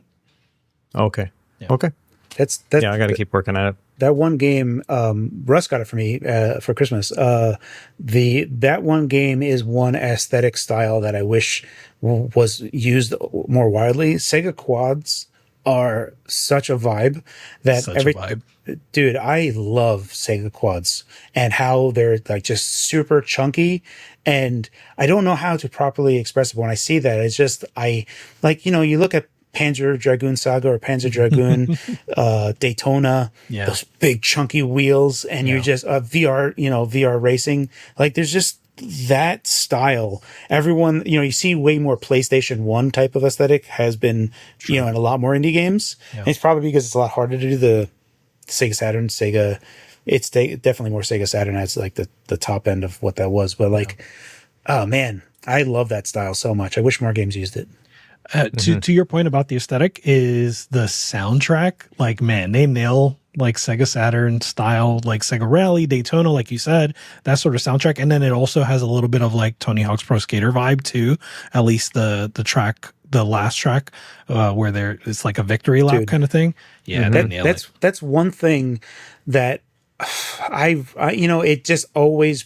The last time I heard it and I brought a smile to my face, it was the last time that it was like the fading days of arcades in like the late 90s. Yeah. And you just hear screaming like the Daytona. Yeah. And it was just blasting. Love that. Yeah. It's so, and you just can't get that anymore. And like the new generation just doesn't know. Rolling old man cloud. Yeah. Yeah. So you guys are mentioning like rally games and stuff like this. All I can think of is there was a game that we talked about forever ago, and it was basically a Sega rally game, but it wasn't out yet. And I can't find it or remember what it was. Do you guys remember that? It looked like a Sega rally game. It wasn't the parking garage game. I think that was another one. I bought it, I think. Yeah. Yeah, I'd have to look. It's okay. There was like Overjump Rally. I remember that one. That's like a HD version of the rally games. Yeah. And that's still not out yet. I don't know if that's the one you're thinking of. But maybe. I think there's another one I have in my library. Yes, that's the game I was thinking of. Okay. When is that game coming out? Planned to be announced. Then. Yes. So. Just now. When is soon? Sorry. Speaking of games we've been playing, I know this is Next Festival, was a while ago, but Absalom. Have you guys played that? Did you guys play the demo? Called? Absalom, ABSOLUM. Russ, I promise you're gonna love it. So I'm looking it up right now. Oh yeah, look at this. The developers of Streets of Rage 4, yeah, make a Hades beat 'em up.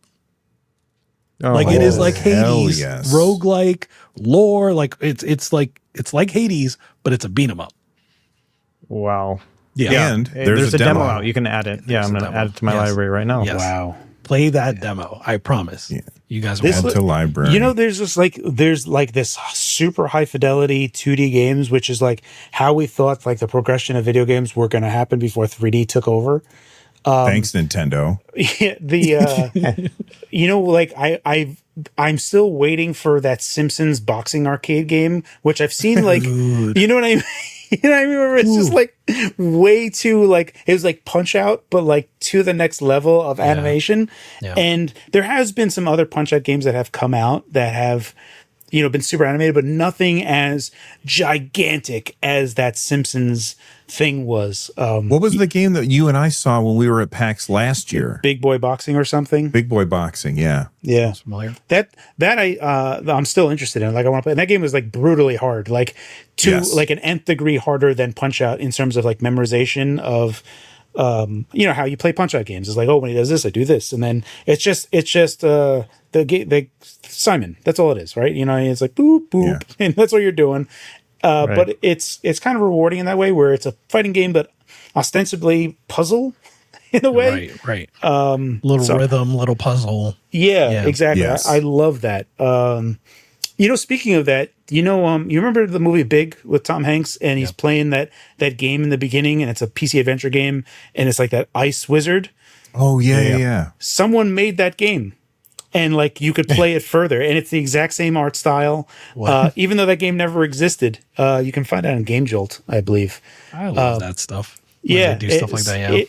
Yeah. So if you just were like, oh, that big game, I actually want to play that. That's he did a pretty decent job. Yeah. Just a quick note, Big Boy Boxing has a demo if you guys want to check that out, since Carrie and I both played it at PAX East last year, and it was really fun. Yeah. And then what was the do you know the name of the RPG game that you were talking about?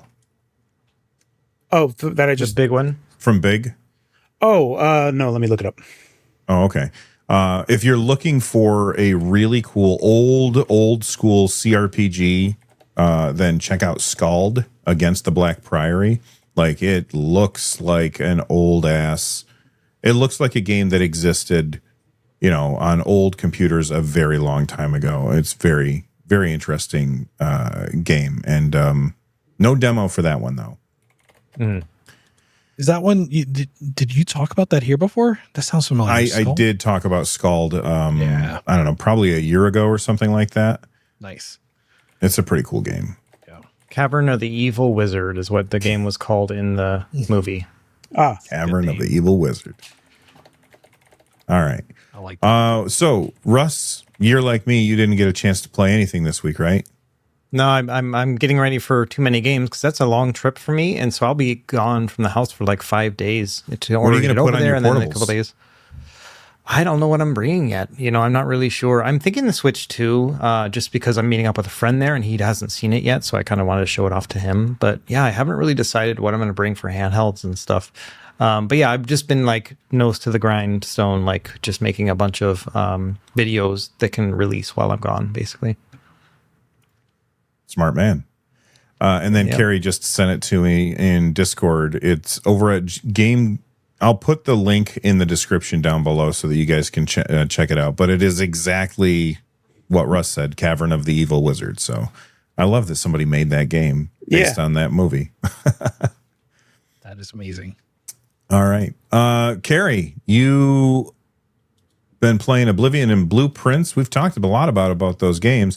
Anything new to add to it? No, they're still the same. I am now like just a demigod in Oblivion. You can just like, as you get like super leveled up and you can just put chameleon enchantments on your stuff. It's like hilarious. Like I'm totally invisible and I'll slash at the guy and then they're like, oh, I guess you just left. And I'll slash at him again and they just disengage immediately. And I just been like skilling up and just doing odds and ends. The only thing I bought every house and I like every house is like not good enough. I just want a long hallway with like tons of display cases so that I can put all of my like unique treasure that I'm not going to be carrying around on me. Because right now I have it all in my shack, and it's all just like layered on top of each other. So that's where I keep it. I was like, everything's in here, and I can kind of find it. And then Blueprints, I just went back to, and I find myself just doing day by day again. And I still have not looked up any spoilers or anything to like how to play that game. And man, is that game brutal. That game is so brutally hard. It's just like, you can just, I'll have tons of steps, tons of gems, tons of keys. And it's like, oh, you just made a giant dead end for yourself. You can't go any further. You went like three deep. And I'm like, oh, geez, like. And it's not a skill issue. Yeah, it's just RNG screwed me. It's just luck. You really have to like approach that game as not trying to finish it, but just uncover one new secret. Like every run is just an attempt to uncover one new secret. That's basically what I've done. Is now I'm getting to the point where if I see a room that I've never seen before, even if it's not the best placement for it, I just use it. I'm like, well, screw it. Here I go. Yeah. And so like I've got like an allowance now and other stuff, and I still don't know what the hell I'm doing. Like I'll get my allowance and I'll get it, and then I'll go right back to the fountain and I'll flip a coin in and make a wish. To what end, I don't know, but I make a wish every day. Because here's the thing too, right? Like it even without like the RNG aspect, you can make it to what you think is the end, and then you're like, oh, I can't do. It's not what I thought it was. I can't say too much, but like you can make it to what you think is the end and be like, oh, I was wrong. This is not the end. Right. And I've that's what I've seen. I've seen that type of stuff tweeted at me is like people making it to the final door. Yeah. And then not really saying anything else, and then saying, well, that wasn't the end. So I'm aware that there's other stuff, and I've gotten like red letters based on like other things that I pieced together, but like, oh crap, I have this magnifying glass at just this perfect time to like look at what this is. And like, then I'm like, oh, that is that. And so I've been keeping notes in this on like Google Keep on my phone. Yeah. Like I'm trying to play it correctly. I'm not trying to because if I just get the answers handed to me, then it's just a chore, right? Yeah. I'm just doing a list. And I don't want that. And I found to be like the perfect way to just ruin a game. Is just make it a giant chore for myself. It's like, okay, here's my to-do list. Let me go and do my to-do list. Yeah. And I have zero care to do a to-do list. I want to play the game, and I find those things more rewarding. So I take it step by step. The good thing about Blueprints is that like because it's per day, it's easy to just play, finish, and then walk away. I'll do another day, another day. So you're playing it in real time. Kind of. Yeah. I mean, like I do a day. I did 3 days yesterday. But I'm only on like day 17, 15, something, nothing, right? Like nothing in day wise. Yeah. What'd you end on, Rich? When you finished I didn't finish it. So I'm still, okay. I got to get back to it. I'm somewhere similar. I'm like day 15, 17. And like the last play I had uncovered so many new things. And I'm like, my brain was broken. And I was like, okay, I need to step away. And then I just haven't gone back to it. So I need to do that. Yeah. I've gotten to the last door every time and had just one thing not there. And I've had I got to the last door, and I put down a thing in front of me, and it was like 4 different glass things that I push a button and it would open. That room. Oh yeah, and God. I was just like, that was yesterday that I got to there. But I've gotten so many times to the last door. Also, I went to the library and I like checked out a book for like how to do stuff, and that was super helpful. It was like, oh, if you put down the foyer before the door with all the locks, it'll unlock every one of those doors. Right. And I was just like, oh, so they show you like combo rooms, and I'm okay learning that because the game is feeding me that information versus me just going to GameFAQs and then reading it. Yeah. In a way, it's kind of like Tunic. Not really like Tunic. Like Tunic is all the stuff that you would have known already. You'd be able to do it. Kind of, but this is more board game-esque. So anyway, those are the two. I'm more or less done with Oblivion at this point. I'm just kind of going through the paces. Like I'm still like want to go and play it, but there's not much to do. So I'm Can just you like jump across the continent yet? Like I've seen a bunch of videos like that. I will say that like I waited until the very end to do the Oblivion Gates, and I had like a necklace that gave me plus 20 to acrobatics. I got my acrobatics to 100. And how I got my acrobatics to 100 is I had an Ambernic controller and I just put on Xbox Cloud so I didn't waste my energy. And I just had it jumping constantly, and I would just look at it periodically to see when I like hit like level 50, level 75, and level 100. So then I cheesed my acrobatic skill, and then I had a spell that gives me plus 100 acrobatics and speed. So I was literally like, I would be in like an Oblivion Tower gate, and I would just jump into the upper ring. I wouldn't even go around all the nonsense. I was literally just jumping to the next so level. awesome. I was like, well, this is much easier. So yeah, I sprinted awesome. the Oblivion gates suck. They're terrible. The first one's awesome. Oh yeah. But then it's the same thing a million times. Yeah, and right. like I turned it on the other day, and I turned it off when I was in Oblivion Gate. Right. And I turned it on the other day to play, and I was like, oh, I'm in an Oblivion Gate. And I just shut it back off. It's such a downer. It really is. So yeah, I just cheesed through the Oblivion gates. I pretty much went through all of them, probably like an hour. Because you know that stupid last part. It's like, oh, get all of the forces from all these other cities, and they're like, well, I'll help you, but you have to take care of my own Oblivion gate. I'm like, all right, yeah, I got it. Let me go do this. Well, Russ, like we said, we're going to be at Too Many Games. You queued up some videos for people to watch while you are visiting the East Coast. What videos will they be watching? I got two big handhelds I'm working on. One is the Legion Go S Z1 Extreme version with SteamOS on it. I'm loving that. And now that I'm thinking about it, that might be the handheld I bring over, just because I think the combination of that chip and that screen and those controls, it's really good. It is really comfortable. Good. Yeah. And then I have the new iNeo sent me something. I don't know what happened. You know, they were not sending me things for like the past 6 or 7 devices, but they sent me the iNeo Pocket S2 Pro. So this is like their new, kind of looks like a Switch Lite handheld, Android based. It's really good. The screen is probably not as pro as like the name implies, but everything else is just kind of crazy on it. And I reviewed the original one, about a year and a half ago. I had a lot of nitpicks with that one, and I don't know if they watched my video or what, but they fixed every single one of those nitpicks. And I've never really seen a transformation like that. Did you nitpick about the ergonomics? Because the ergonomics of that thing is awful. Yeah, so the ergonomics, like how the curves on it weren't great, and the analog sticks, like it was a flagship handheld, but it had crappy Nintendo Switch analog sticks. All my complaints, like they are fixed here. Like it's really crazy, like how much better this thing is. But the model they sent me is a $700 Android device, so I have to keep that in mind too. They sent me one too. I don't know which one it is. It's black, and it's the whatever Pro thing. The sticks are smaller than Nintendo Switch sticks. Yeah, but they have a lot more movement. They do have more movement, but it's awful to hold in your hands. When it's in your hands, it just feels like probably the worst handheld I've ever felt. And they sent me another one a while back. I don't remember what it was called. But it's kind of like... Is the Evo.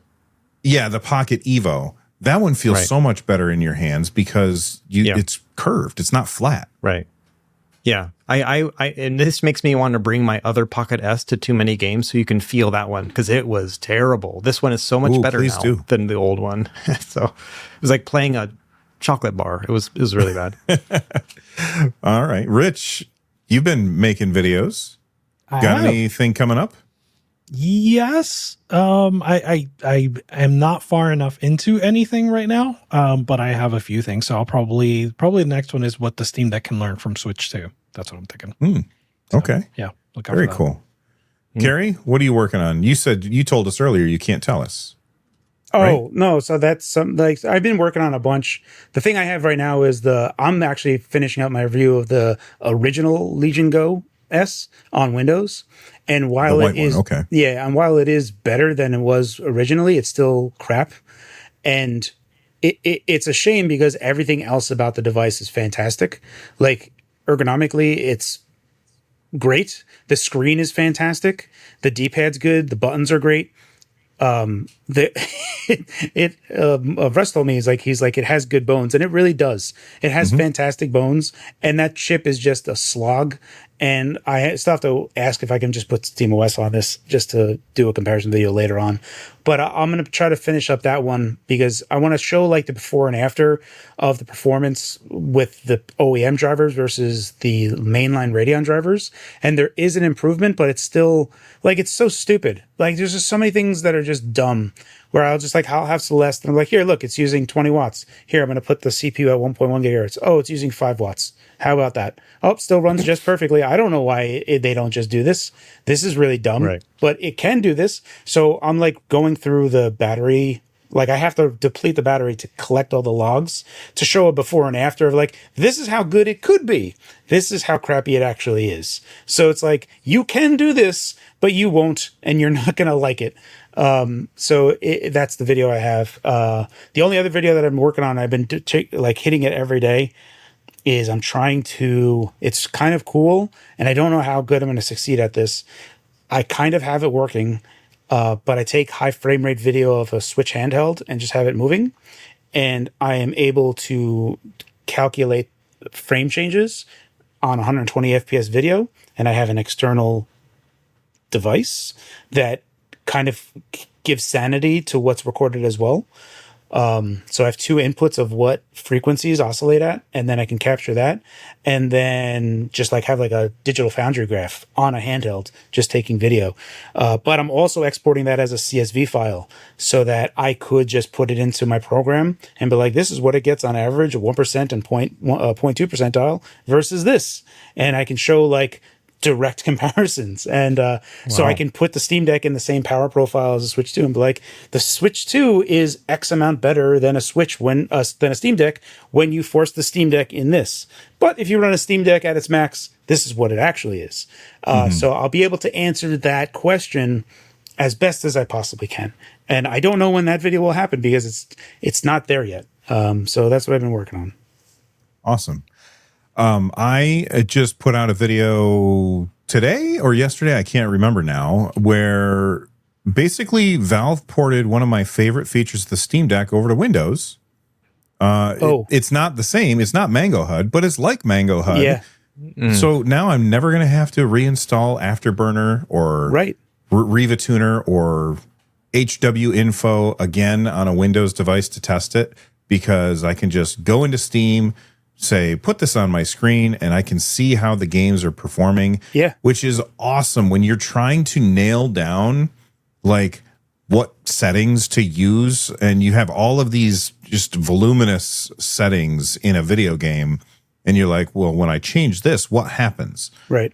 Just having that data on the screen right away makes it so much easier to fine-tune your PC gaming experience.